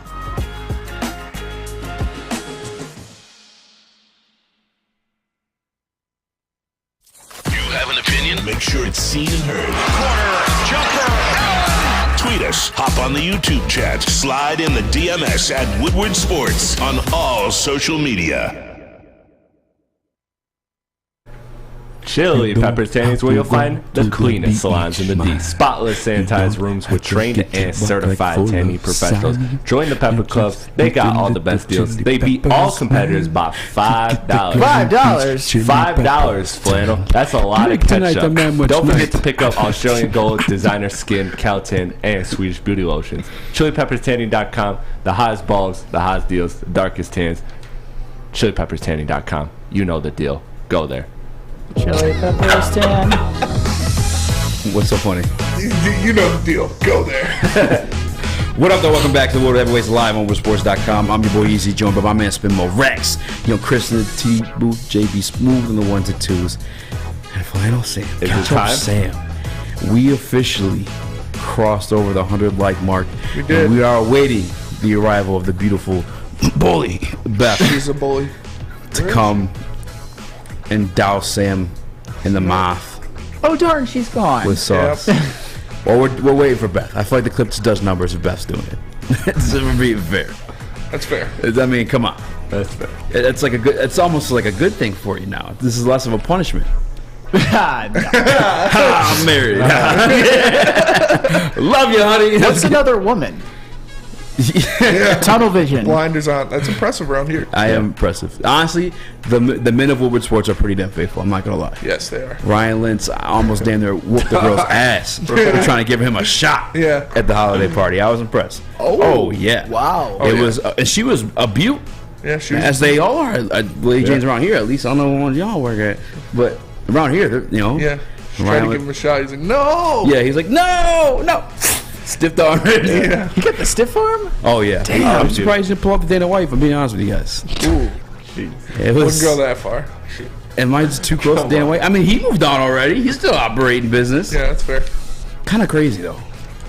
You guys know he's coming up like one of those slap leagues too, right? Yeah. Like he posted on social media like 3 days following like a video for his slap league. Maybe it was just a marketing ploy. I guess. Yeah. I mean, that would make me not want to watch it though. It's fair. But I'm not watching it. Remember the video we saw last night? That was gross. I don't even know if I'm allowed to show it on YouTube. Otherwise, I would have sent it to Chris. Maybe I'll find out. But this guy's face was. Where's Beth? You look like you were in the slap league, actually. Maybe that's why your face is all jacked up. Honestly? Because that's what that guy's face was. And it was bleeding. The side of his face was bleeding. I think Beth's doing a haircut, so you might have to do it by yourself. That's all right. Oh, no. We'll wait out for Beth.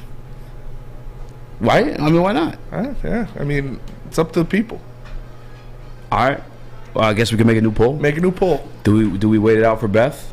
Or do we let him pour sauce in his own mouth? Let him catch him himself. That could go either way because on one hand, you know, Beth is pretty nice to look at, but on the other hand, I think people want to see me tortured really, really bad. So, getting just like quicker.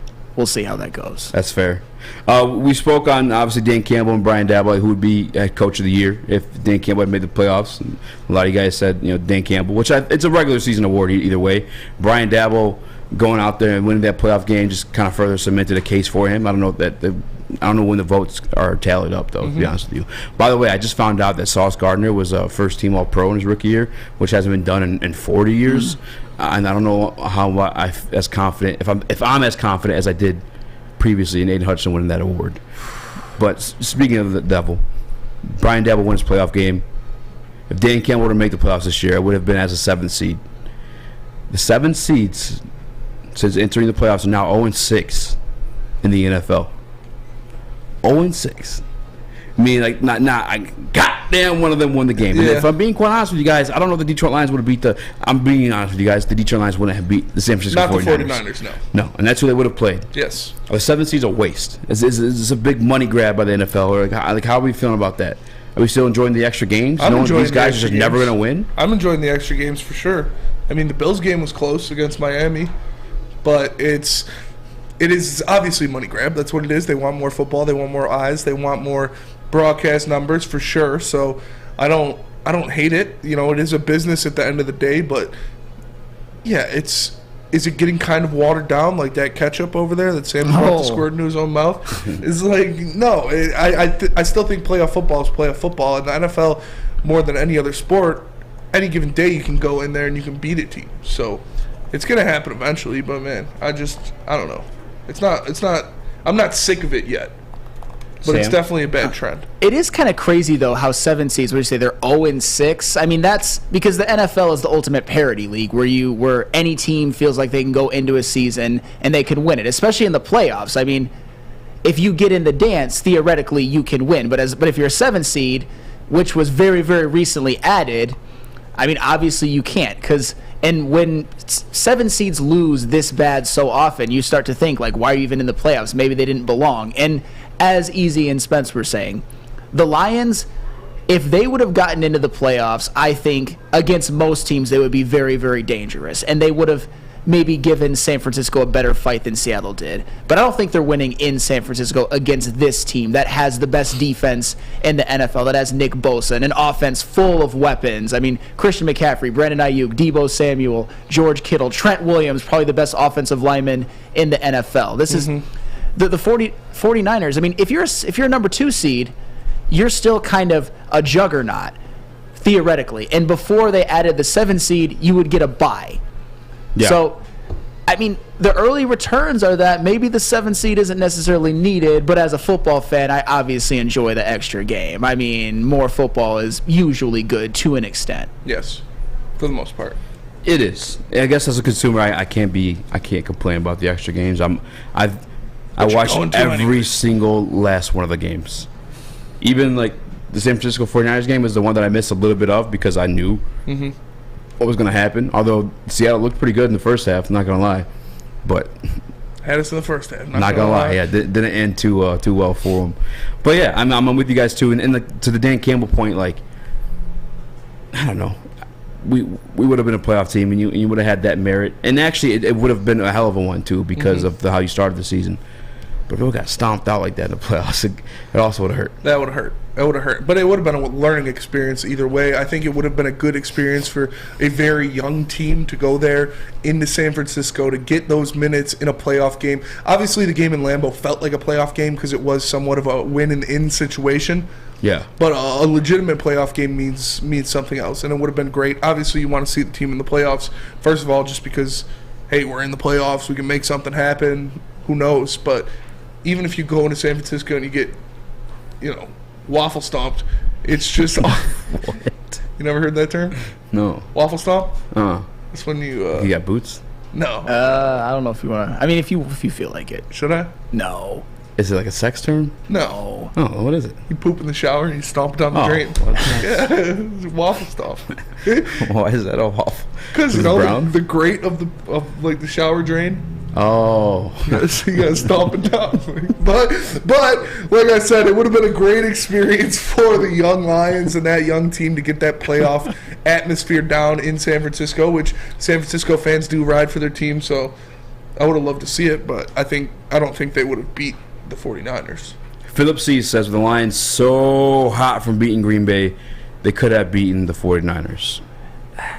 I mean, it's hard to say because towards the end of the season, I think we would all agree the Lions looked like a team that could beat anyone. They were playing some of the best football in all of the NFL. I mean, an 8-2 stretch, that is damn good. That's like outer space good. Like, a lot of teams don't have a stretch that good, even Super Bowl winning teams.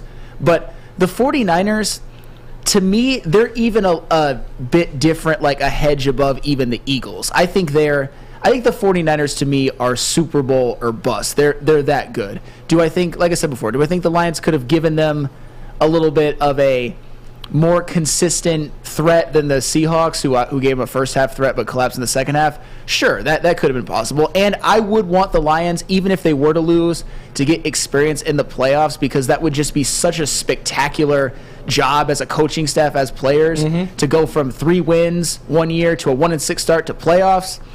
But the 49ers are just different. And I think the way that it's designed, where 2 seeds were originally supposed to get a bye, 7 seeds are kind of meant to be like barbecue chicken at this point. That's what the evidence shows. They've literally never won.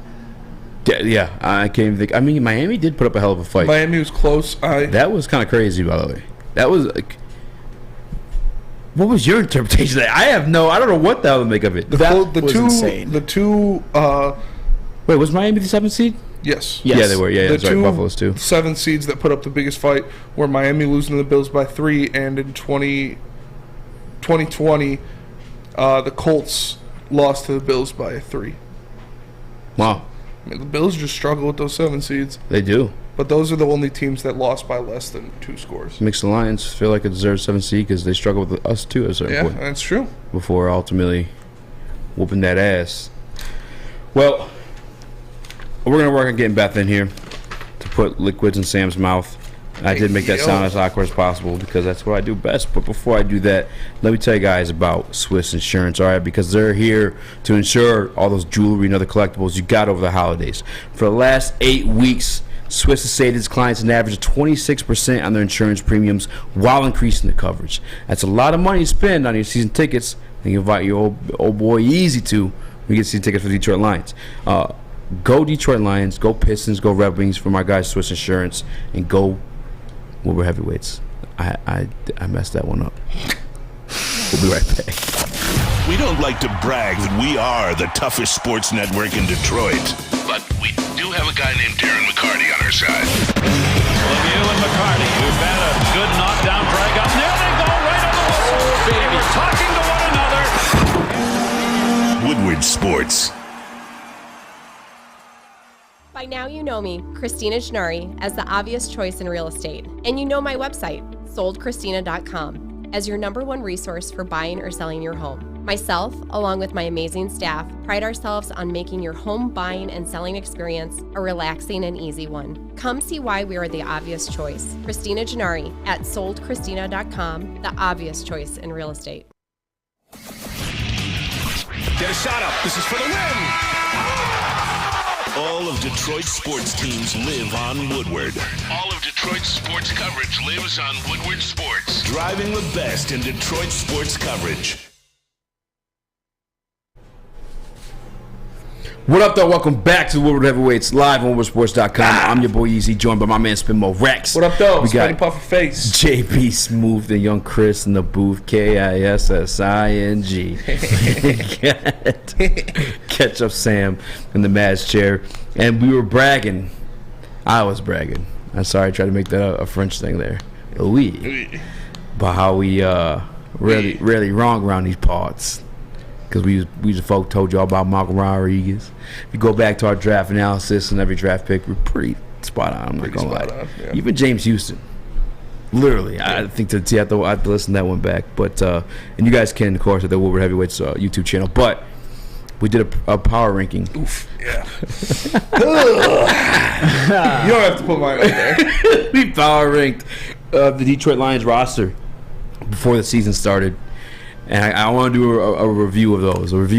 Do mine first. We'll get it out of the way. You want to get yours out of the way first? Yeah, it's nasty. Right. Rip the band. I already know I got Amani up there high. And you were fighting it. I was trying to tell you. Yeah. I was trying. I gotta relax a little bit. Nobody thought he was gonna be this bad though. But let's see this. Ooh, yeah. Number 4 spot. Oh, that's tough. That is tough. So number 1, you got Frank Ragnow, which I think that stands true today.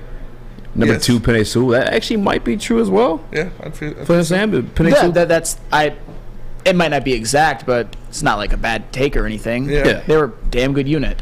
3, John Jackson. Sure. I don't know that he's 3 nowadays, but that's not like. Yeah, no, it's not crazy. It's not awful. Number 4. that one's a little tough. Warrior! Yeah, dude fell off a cliff. I tried telling you, a lot of the picks he had last year were just again, this is going off of last year, and I didn't put rookies in there. Eazy got mad at me because I didn't. He's like, you got to put rookies. I'm like, that's fair. How can I power rank guys that I haven't seen play a game yet? That's fair. I don't know if Flannel Sam put any rookies in his. We'll see. Taylor Decker, 5. I like that. DeAndre Swift, 6. Look, DeAndre had an interesting season because, when healthy, dude looked great. Yeah. He looked everything that Flannel Sam thought he was going to be. He truly did. So, do you think he makes the end of the season top 10? No. We should have remade the list. We'll remake the list for tomorrow. Yeah. Tracy Walker, obviously, he went down with injury. Amon-Ra St. Brown, 7. He'd obviously move up to that top 5, I'd argue. TJ Hawkinson, gone. Romeo Quara, soon to be gone. Maybe. I don't know. It's tough. If you're grading that one, Sam, what grade are you giving Spinney on his preseason power rankings? I mean, none of us can get higher than a C- or C. And as much as crazy as it sounds, the biggest glaring omission from that list was Jared Goff. Yeah. All of us are going to have him ranked way lower than we should. Yes. Yeah, that's fair. I'm going to kill as much time as possible. Maybe mine leads into commercial break, and I don't have to get as embarrassed as you two. So let's do Flannel Sam's next because he lost the bet. Don't listen to Chris. Right. I'll say he was caught peeking in the women's bathroom. And easy. Chris is fired. Good thing JB's trained up, huh? I mean, yours isn't bad. Number 1, Frank Ragnow. Ooh, that one hurts. TJ? TJ, yeah. Does TJ hurt? I mean, he got traded. And he did have a still good season. Yeah, but maybe not number 2. No. DeAndre Swift, obviously not number 3. But again, when healthy, I feel like he would have entered that top 5 for sure. No, maybe. 4, Penei Sewell, he's for sure top 5. Taylor Decker, for sure top 5. I don't know about top 5, but he's in top 10. Top 5. Yeah. Amon-Ra St. Brown should be moved up. Should be higher. Jamison Williams, he started the season a lot later than than I predicted, so that's an L on that one. Jonah Jackson, that was whatever.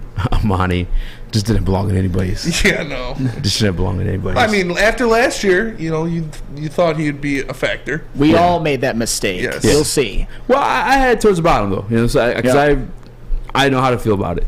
Because again, his interceptions were kind of like opportunistic, and then I did. For all you that call me a hater, had Jared Goff number 10. How you like me now? Flannel Sam, what's the grade on that one? It's similar to Spencer's, although DeAndre Swift at 3, I think that's one in hindsight that's not gonna look really good, because as much as we talk about when he was healthy, he had the exact same injuries being banged up, like issues being banged up that he always has, and this year it was actually probably a little worse than previous season. So potential be damned, he can't stay on the field. Guys, these are preseason. So everybody's saying, no, Goff, where's Goff?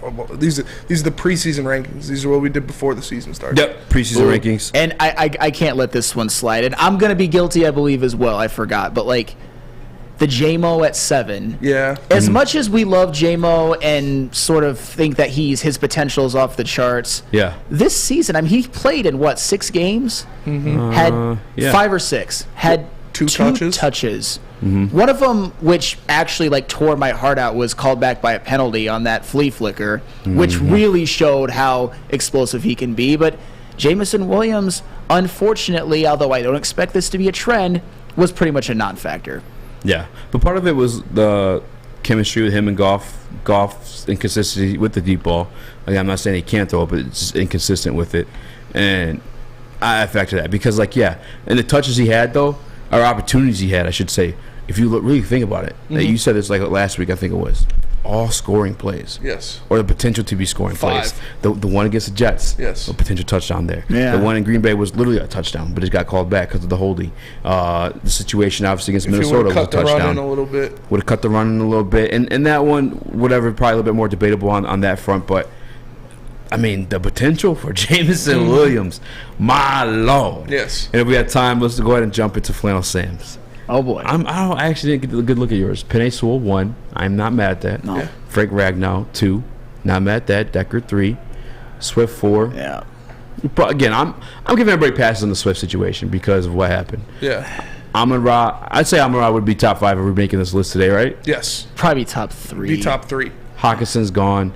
Aiden. Hey. Is Aiden top 10? Aiden's top 5. Yeah. Aiden's top 5. Aiden's top 5? Yeah. Aiden Hutchinson was the best defensive player on the Detroit Lions. My top 5 would be Penei Sewell, Frank Ragnow, Amon-Ra, Goff, Hutch.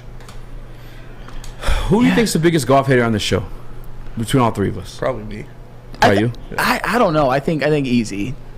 I'm the one guy who had Goff on the list. Oh, yeah, I didn't have Goff on the list. No Goff on the list for you. And I had Amani at 9 and J-Mo at 10. And of course, not that we should have predicted this. If we had to do a top 10, I think probably everybody would have Jamal Williams on their list. Yes. I mean, he had, I would contend, the single greatest season by Detroit Lions running back since Barry Sanders. I mean, he had over 1,000 yards, and he broke a Barry Sanders rushing touchdown record. And I get it. He was a little bit of the goal line touchdown merchant. But remember, I'm a Michigan fan. I know how difficult those 1 yards can be. And Jamal Williams cashed him in almost every time, and he deserves a ton of credit for that. I mean, we all, I think, overvalued, obviously, DeAndre Swift a little bit. A little bit. See, but also just don't. He played well. He just got injured. And even the games that he did play was while injured. Separated shoulder, hurt ankle. Jamal Williams, the best season since Barry, though. For Detroit, that's not, I mean. Okay. I'm pulling up Guys, Reggie's. Trevin Wheeland, Paul Thomas, we're looking back at our preseason rankings. Yes. That's why these guys aren't on there. We are looking back at our preseason power rankings. We'll put out new ones tomorrow. And I already got my top 5. My top 5 is Frank Ragnow, Penei Sewell, Amon-Ra, Jared Goff, Aiden Hutchinson. I like that. Say it one more time. I actually wasn't listening. Frank Ragnow, Penny Sewell, Amon-Ra St. Brown, Jared Goff, Aiden Hutchinson. One more time. I'm joking. 100%. Flannel Sam, I wanted to make a debate for Reggie in terms of like the best season since Barry. And I think you might be right. Jamal, because what did he finish the year with? 1,000 what? 42, something like that? Yeah, something like that. Reggie had a 1,000-yard season in Detroit. It was 1,006 yards, 4 touchdowns. But I guess, do any of you guys have Jamal's numbers up in front of you by chance? No. Because Reggie did have the 500 yards receiving and 3 touchdowns there too. And that does matter, and I think as an all-around back, that Reggie Bush season was actually kind of has been underrated in sort of Detroit Lions lore. My thing is, I know it's a little bit of a novelty. I know that it doesn't mean like everything, but when you, as a Detroit Lions starting running back, break a very significant Barry Sanders record, that holds a ton of weight. It was Jamal Williams, a guy who's been an RB2 his entire career. I'm trying to think, is James Houston on that 73 list? receiving yards. Ooh, a top 10? Is James Houston on that list? Yeah. You guys think he's one of the most impactful players? On that list. One of the most impactful players, even though he didn't play the first 4 games. All the Cowboys know I had Goff on that list, though, by the way. I think you can argue, and this might be a little bit of a hot take, that he was their second most impactful rookie. Yeah, I would say so. That's Him or Kirby. Yeah, Kirby. That's a great. Is Anzalone on that list? No. No. No, he had the best linebacking season since 2014 for Detroit Lions. When you it's when you said, or one of you guys said that Aiden was top 5. I don't know that Aiden's top 5 because of how many offensive linemen you have to put in there too. Like you got to think like. I mean, I got 2 already. Frank Pinay and then you put Jonah and Decker. Jonah might not even make my top 5. He might not make my top 10 this year, but Frank and Pinay for sure in my top 5. Frank and Pinay are my 1-2. And you could make a conversation. Decker could be top 5 for sure. Decker could be top 5. So like, there's only 2 spots really defensively in your top 5. I would probably put Aiden over Taylor Decker, maybe Jonah Jackson, but they're all top 10. I mean, Decker's my 6. You have to put your best defensive player somewhere up there. Yeah. Although, with how good the Lions' offense was, I mean, what's the top 10 going to have? Like 7 offensive players, 3 defensive players, definitely 4 offensive linemen, Amon-Ra, Jamal Williams. Definitely 4. You're putting Jonah in there for sure. Yes. Yeah. I think so. Because I don't think there was a ton of, say, Detroit Lions defensive players that were like consistently great. There were a lot of ones like, say, John Kaminsky. When his number was called upon, he played very well, but he had a hand injury. I mean, the Quara brothers, when they Anzalone was consistently good all year. Yeah. Like if you're looking at defensive players, 120 plus tackles. If I make my top 10 now. 7 tackles for loss. Like that's the first time a linebacker he was pretty good. Has done that since 2014. I just don't know if he's cracking my top 10. All right. Frank number 1. Are we if we do this together right now? Yeah. Frank's number 1? I got my top 6 right here, yes. All right. Penny 2? Penny 2. Penny 2 for you, Sam? I'm not going to argue with that. Okay. That's fine. And then Amon-Ra. Amon-Ra 3? Yes. Yeah. I won't deny. Yeah, 3. Amon-Ra 3. My only gripe is I might put Amon-Ra 2. Yeah. Okay. Maybe even 1. But so it doesn't. It doesn't matter. I'm gonna go ahead and write him in at 3. Number 4. Jared Goff. Goff. Yeah. Huh. What about you, Sam? I'm not gonna argue with that.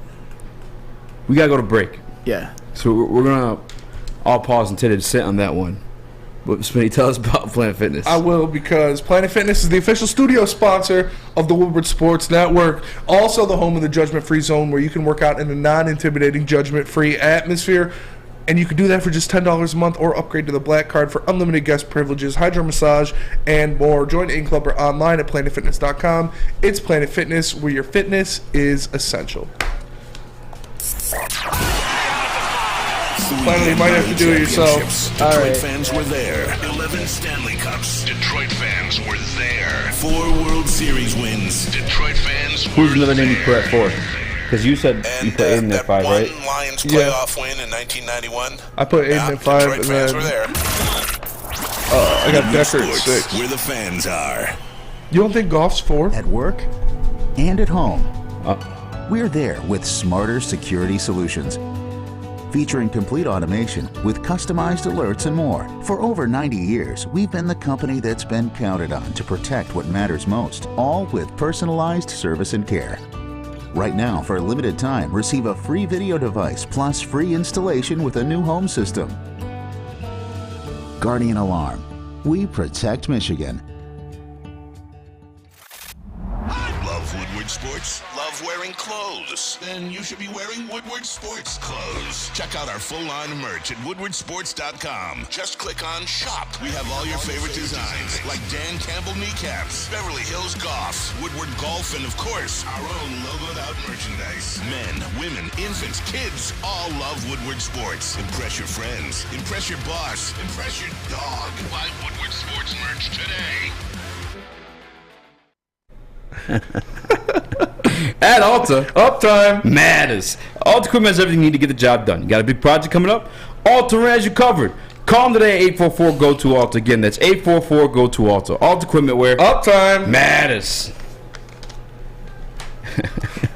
The Woodward Sports. Yeah, you guys are wild. Y'all wild. And you know, just in case this ever does happen, y'all ain't doing this shit again, JB and Chris. Yeah. We got a poll going on the Woodward Sports chat. We do say some wild shit during breaks. We do. And maybe that's on us. Maybe we got to be more responsible for that one, I guess. No, it's definitely Chris's fault. Who's the fourth best Detroit Atlanta 2022? The original poll was Goff, Hutch, Kirby, and Houston. Remade the poll, and it's now between Goff, Kirby, Aiden, and Decker. Because I feel like Decker deserves some respect in there. But to be fair, people will be gobbling. I just know it's going to be Goff. As a matter of fact, I think should be Goff. Should be Goff. Flannel Sam, is it Goff? Goff is. Yeah, I'll go with Goff. It should be Goff. I'm not mad at it. I just want to give other guys, I want to give other guys their fair chance. Number 5. Hutch. You're going to say Hutch. 150% Hutch. I know you're going to say Hutch. JB? I want Hutch or Kirby, Decker. Kirby's not above Hutch or Decker. Like what number? Do you understand? I mean, like the turnovers mean a lot. Yeah, Hutch Hutchinson has himself. 3 interceptions All right, himself. I'll put Hutch. And a fumble recovery. Hutch. Yeah, that's fair. Hutch. I like Hutch. All right. There's actually more defenders on here than we think. By the way, Detroit Lions defense, for the people who want to draft defense, the whole defend the Glenn argument is based upon the age of this roster and how young and inexperienced this roster. I should say experience instead of age. Detroit Lions defense from week 10 on, guess where they finished in the season, Spinny? 4th. 4th? 4th in DVOA. Wow. Crazy. That is pretty good. That is pretty crazy. I expect the same next year, AG. I can't keep this campaign going for too long now. Yeah. All right. So 5th is Hutch. 6th, are we introducing Kirby? Decker? Yeah, Decker. I'm not going to argue that one. 7th. Jamal. That's it, yeah. I got mine right here. I got Jamal 7. I'm not mad at that one. Can we put Kirby at 8? I got Kirby at 8. Yeah, I guess you got to put Jamal in there. Yes. Jamal, maybe even, yeah. We already got Decker. Who's 9-10? Anzalone Houston is what I have. Anzalone Houston. I'd probably go Houston over Anzalone. I would probably go with Jonah Jackson somewhere. He missed a lot of games, though. Yeah. I'm not going to die on that hill, but I would probably put Jonah Jackson above Alex Anzalone. But I'm not... we have to kind of wrap our brains around the fact that Alex Anzalone isn't bad anymore. He had by far the best year of his career. It was impressive. By a mile. And when he was playing well, the defense was playing well. He was flying around, he was making plays. Like I said, he had the best linebacking season in Detroit since 2014. But in comparison, I mean, for sure the best year of his career. Great year. By far. But by far, yeah, because the rest of his careers were his backups other than last year. Yeah, well, we're not talking about his career as a whole. We're talking about what happened this season. He's the best year of his career. Yeah. Still. He had a great year, is what I'm saying. No, he did. I would put Houston over Anzalone. Personally. Sam? What Houston did during his short period was just in a per game basis transcendent. You can't leave him off that list. I would personally go Jonah Jackson, Houston, but if you want to put on Anzalone, like I said, I'm not going to fight because I do acknowledge and respect what he did, even though I think we were all huge doubters before the year. But you got to know when to jump off the hill. Yeah. Alex Anzalone had a damn good year. Yeah. JB Smooth. We got 9 and 10 left. We have 3 names, though. Alex Anzalone, James Houston, and John Jackson. Houston, then Alex. What are you? I can do it. I'm Anzalone in Houston, but I'm Houston. I go Houston, Alex. Yeah. Sorry about That's okay. Jonah. That's all right. I'm not like yeah. Jonah's the next one for sure. probably 11. Yeah. Yeah. Cool.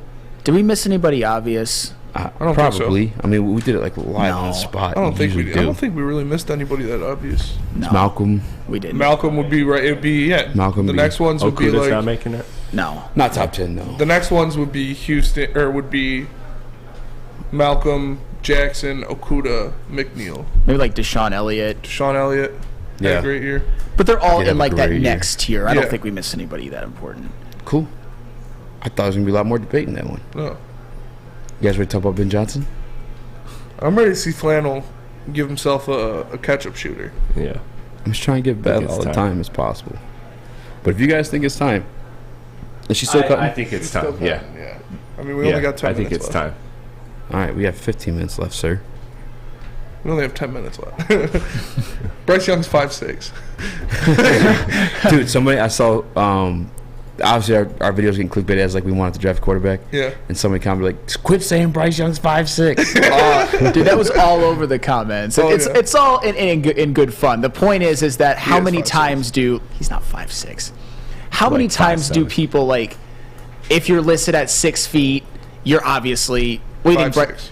5'9". He said he's 5'10". I think he's Yeah. 5'10" in cleats. So I think he's listed at 6 foot. I'll give him 5'7.5". Get out of here, bro. He's at least 5'10". In cleats. 6 foot in cleats. No. What? Come on. Not 5'10"? Or not 6 in cleats? He's 5'10" in cleats. Don't People ask me. were Everybody's heated, 5'6". People were Yeah, heated. people though. were heated? 6'6", In the comments. That's oh yeah. funny. Yeah, they're It's pissed not at you. 5'6". I mean, to be Get fair, over it, bitches. He's 5'6". my initial reaction to you saying that was pretty heated too. Yeah, I know. It's funny. 'Cause like 5, it's just Because I don't think he's 5'6". But he's short, Yeah. so he's 5'6". that's the temper of short kings around the world. Yeah. 5'6"? What do you? Honestly, that's probably what it is. Hey. All you What's so bad on 5'6"? all you short little bitches under 6 foot can't handle that shit, huh? Don't nobody stick around here. I don't know what I'm finna say. Let me lower the camera. Make Eazy taller. Thanks, cuz. No, what was I gonna say? Wow, I'm Spencer, saying you are small. Talking all that. Bryce Young's like 5'6". Talking all that at 5'8". Oh damn. Never mind. My fault, big fella. Yeah, thank you. Spencer's 5'5". I am 5'5".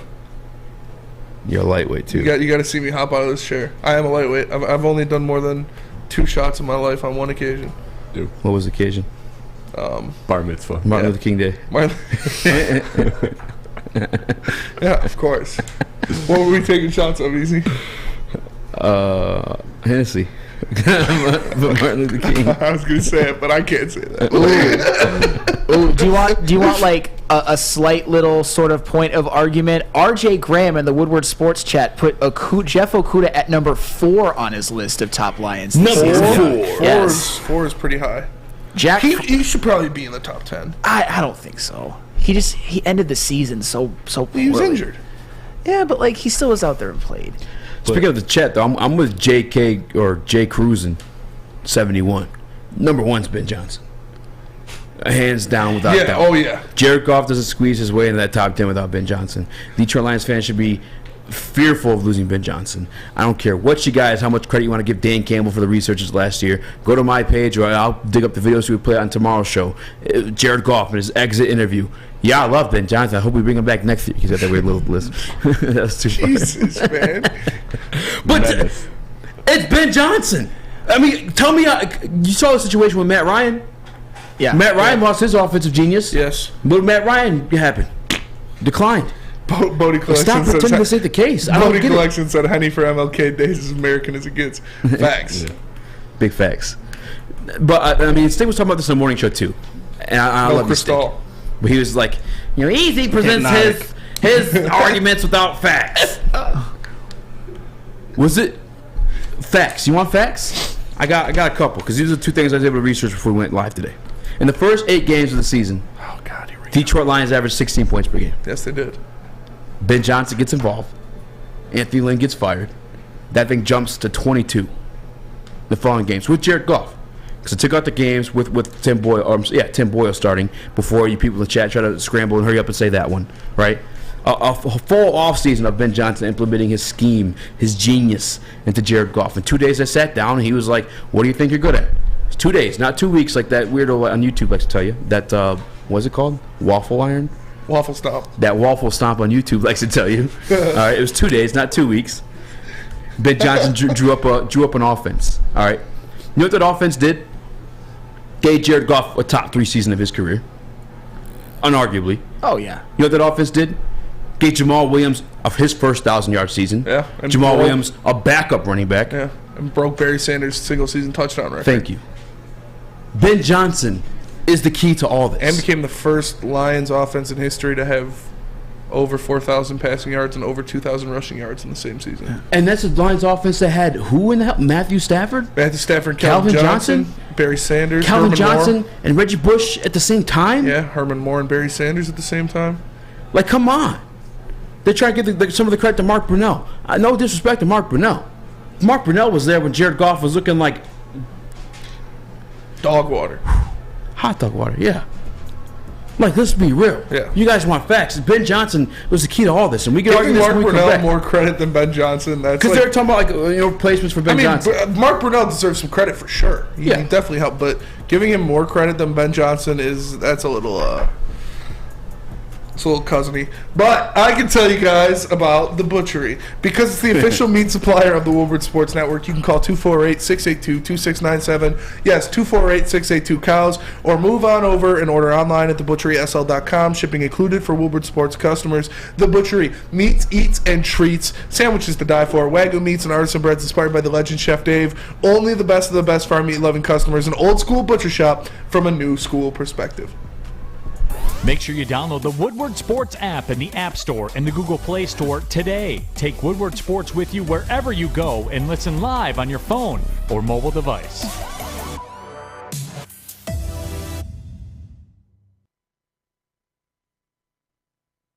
As chilly weather approaches, Big Boy's got the perfect comfort meals for you. Try our hearty classic meatloaf or our creamy Cajun chicken Alfredo.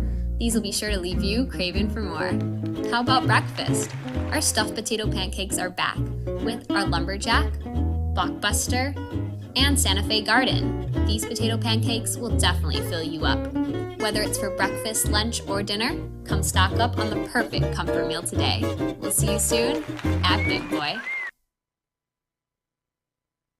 My name is Lee. I've lost 35 pounds on the Custom Health Center program. So the 3 biggest benefits that I've gotten from this program has been I'm not snoring anymore, I have a lot of energy, it's great, and oh, by the way, look at this. No, I'm just kidding. No, I'm just kidding. Call us at 844-789-THIN or visit CustomHealthCenters.com for a free consultation and get started for as little as $5 a day. You have an opinion? Make sure it's seen and heard. Corner, jumper, Allen! Tweet us, hop on the YouTube chat, slide in the DMS at Woodward Sports on all social media. Bowling Warehouse in Hamtramck is the home of the original football bowling pin game called Bowling. Multiple different ways you can play. They've got $12 open unlimited play or private lane reservation for $120. If you get thirsty, they got a $2 mystery beer vending machine and multiple fully loaded bars for you to choose from. So make sure you go check them out in Hamtramck or visit them online at bowlingwarehouse.com. Silent Woodward Sports Chat. That same genius that had a lot of input from Jared Goff. The same genius that also denied a lot of input from Jared Goff too, and that's also well documented as well. Yeah, I've recommended a couple plays to him. He just told me no. Because you want to know why? Because he has to look out for Amon-Ra St. Brown as well. He has to look out for Jamal Williams as well. He has to make passing plays for Penei Sewell. Stop with the nonsense. Jeez Louise. Get it. One of the takes I hope I'm wrong on.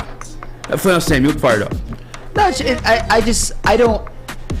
Are there really people out there that discredit Ben Johnson? Because I think he's kind of universally revered as like our strength at coordinator and one of the best offensive coordinators, a guy that obviously took this offense to a great level. I mean, he really is the guy. Like, if we were doing a top 10, one, probably. Ben Johnson, yeah, number one. And to be honest, as much as I want him to stay with the Detroit Lions, if I'm an NFL GM, I'm backing up the Brinks truck to Ben Johnson. He has earned a right to be an NFL head coach just with how great job he did with his Detroit Lions offense. Do I hope I'm wrong?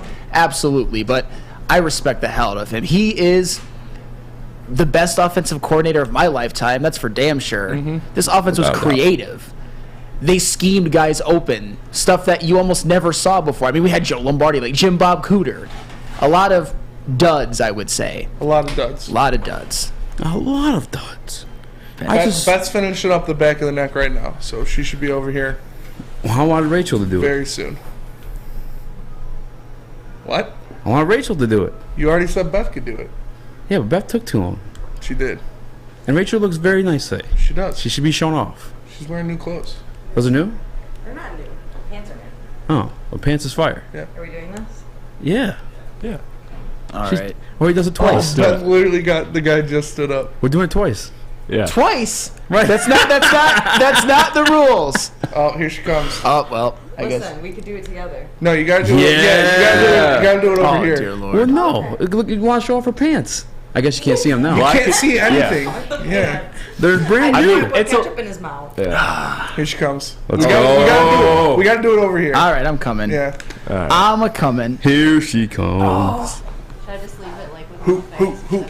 Yeah, you got no. You gotta. We're doing it. Speedy Over wants here. to do it. Yeah. So we got everybody's live reaction. Oh, you're good. Are you doing it too, Rachel, or no? Should I?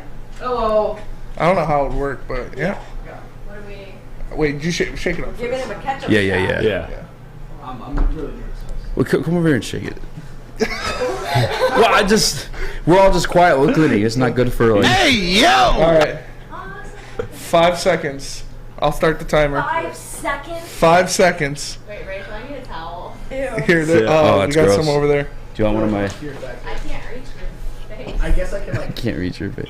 down a little bit. Yes. Squat down. Right. Squat down a little bit. Can the camera?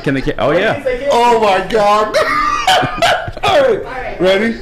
You started the timer. Oh my God. All right. 1, 2, 3, go. 1. That's 1 second. 2 seconds. 3 seconds. 4 seconds. 5.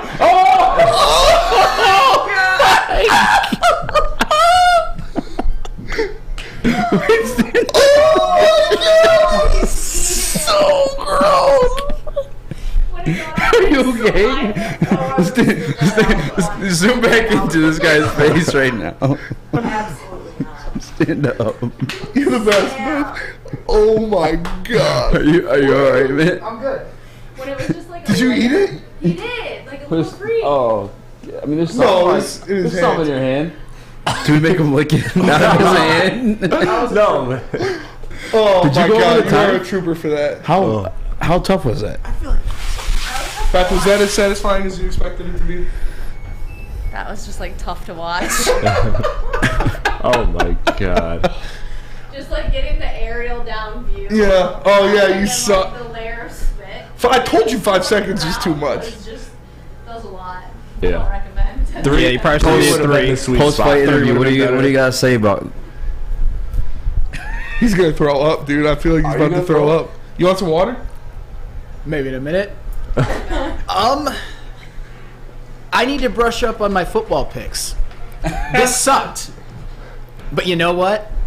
I did the crime, I did the time, and I'm standing tall. How did it feel to have the power in your hands? Is that a short joke? What's going on? That's true. What'd she say? She said she's always had the power in her hands. That's oh fair. my goodness. That's fair. That was insane. Pretty gross. Thank you, Heinz. Thank you, Heinz. Jesus. Oh my God. Wait, Spencer, put Damn, it that's up to your 5 seconds camera. worth of ketchup? Oh my God. Well, it wasn't full. Yeah, but it was at like the yellow. No, it was definitely at the dent. It was at the dent. When For you sure. started counting, Oh my God. his mouth was already full. Yeah, but I also feel like you started before he started counting. Well, yeah, but 1 second was like at 2 seconds. Well, That's That awesome. was tough. That's awesome. All right. I hope that was worth it. That'll do it for us today. We appreciate you all tapping in. We appreciate Beth for helping us out and Flannel for taking his punishment like a man. Shout out. You know we are the Woodward Heavyweights live from 5 to 7 p.m. Monday through Friday. For the man to my left, the one and only Speak Easy. Chris Platty in the booth. JB Smooth on the ones and twos. Flannel Sam in the man's chair. Shout Beth and Rachel. Jeff spraying the ketchup. Rachel with her pants. I am Spencer Axter. We will see you guys tomorrow. Peace.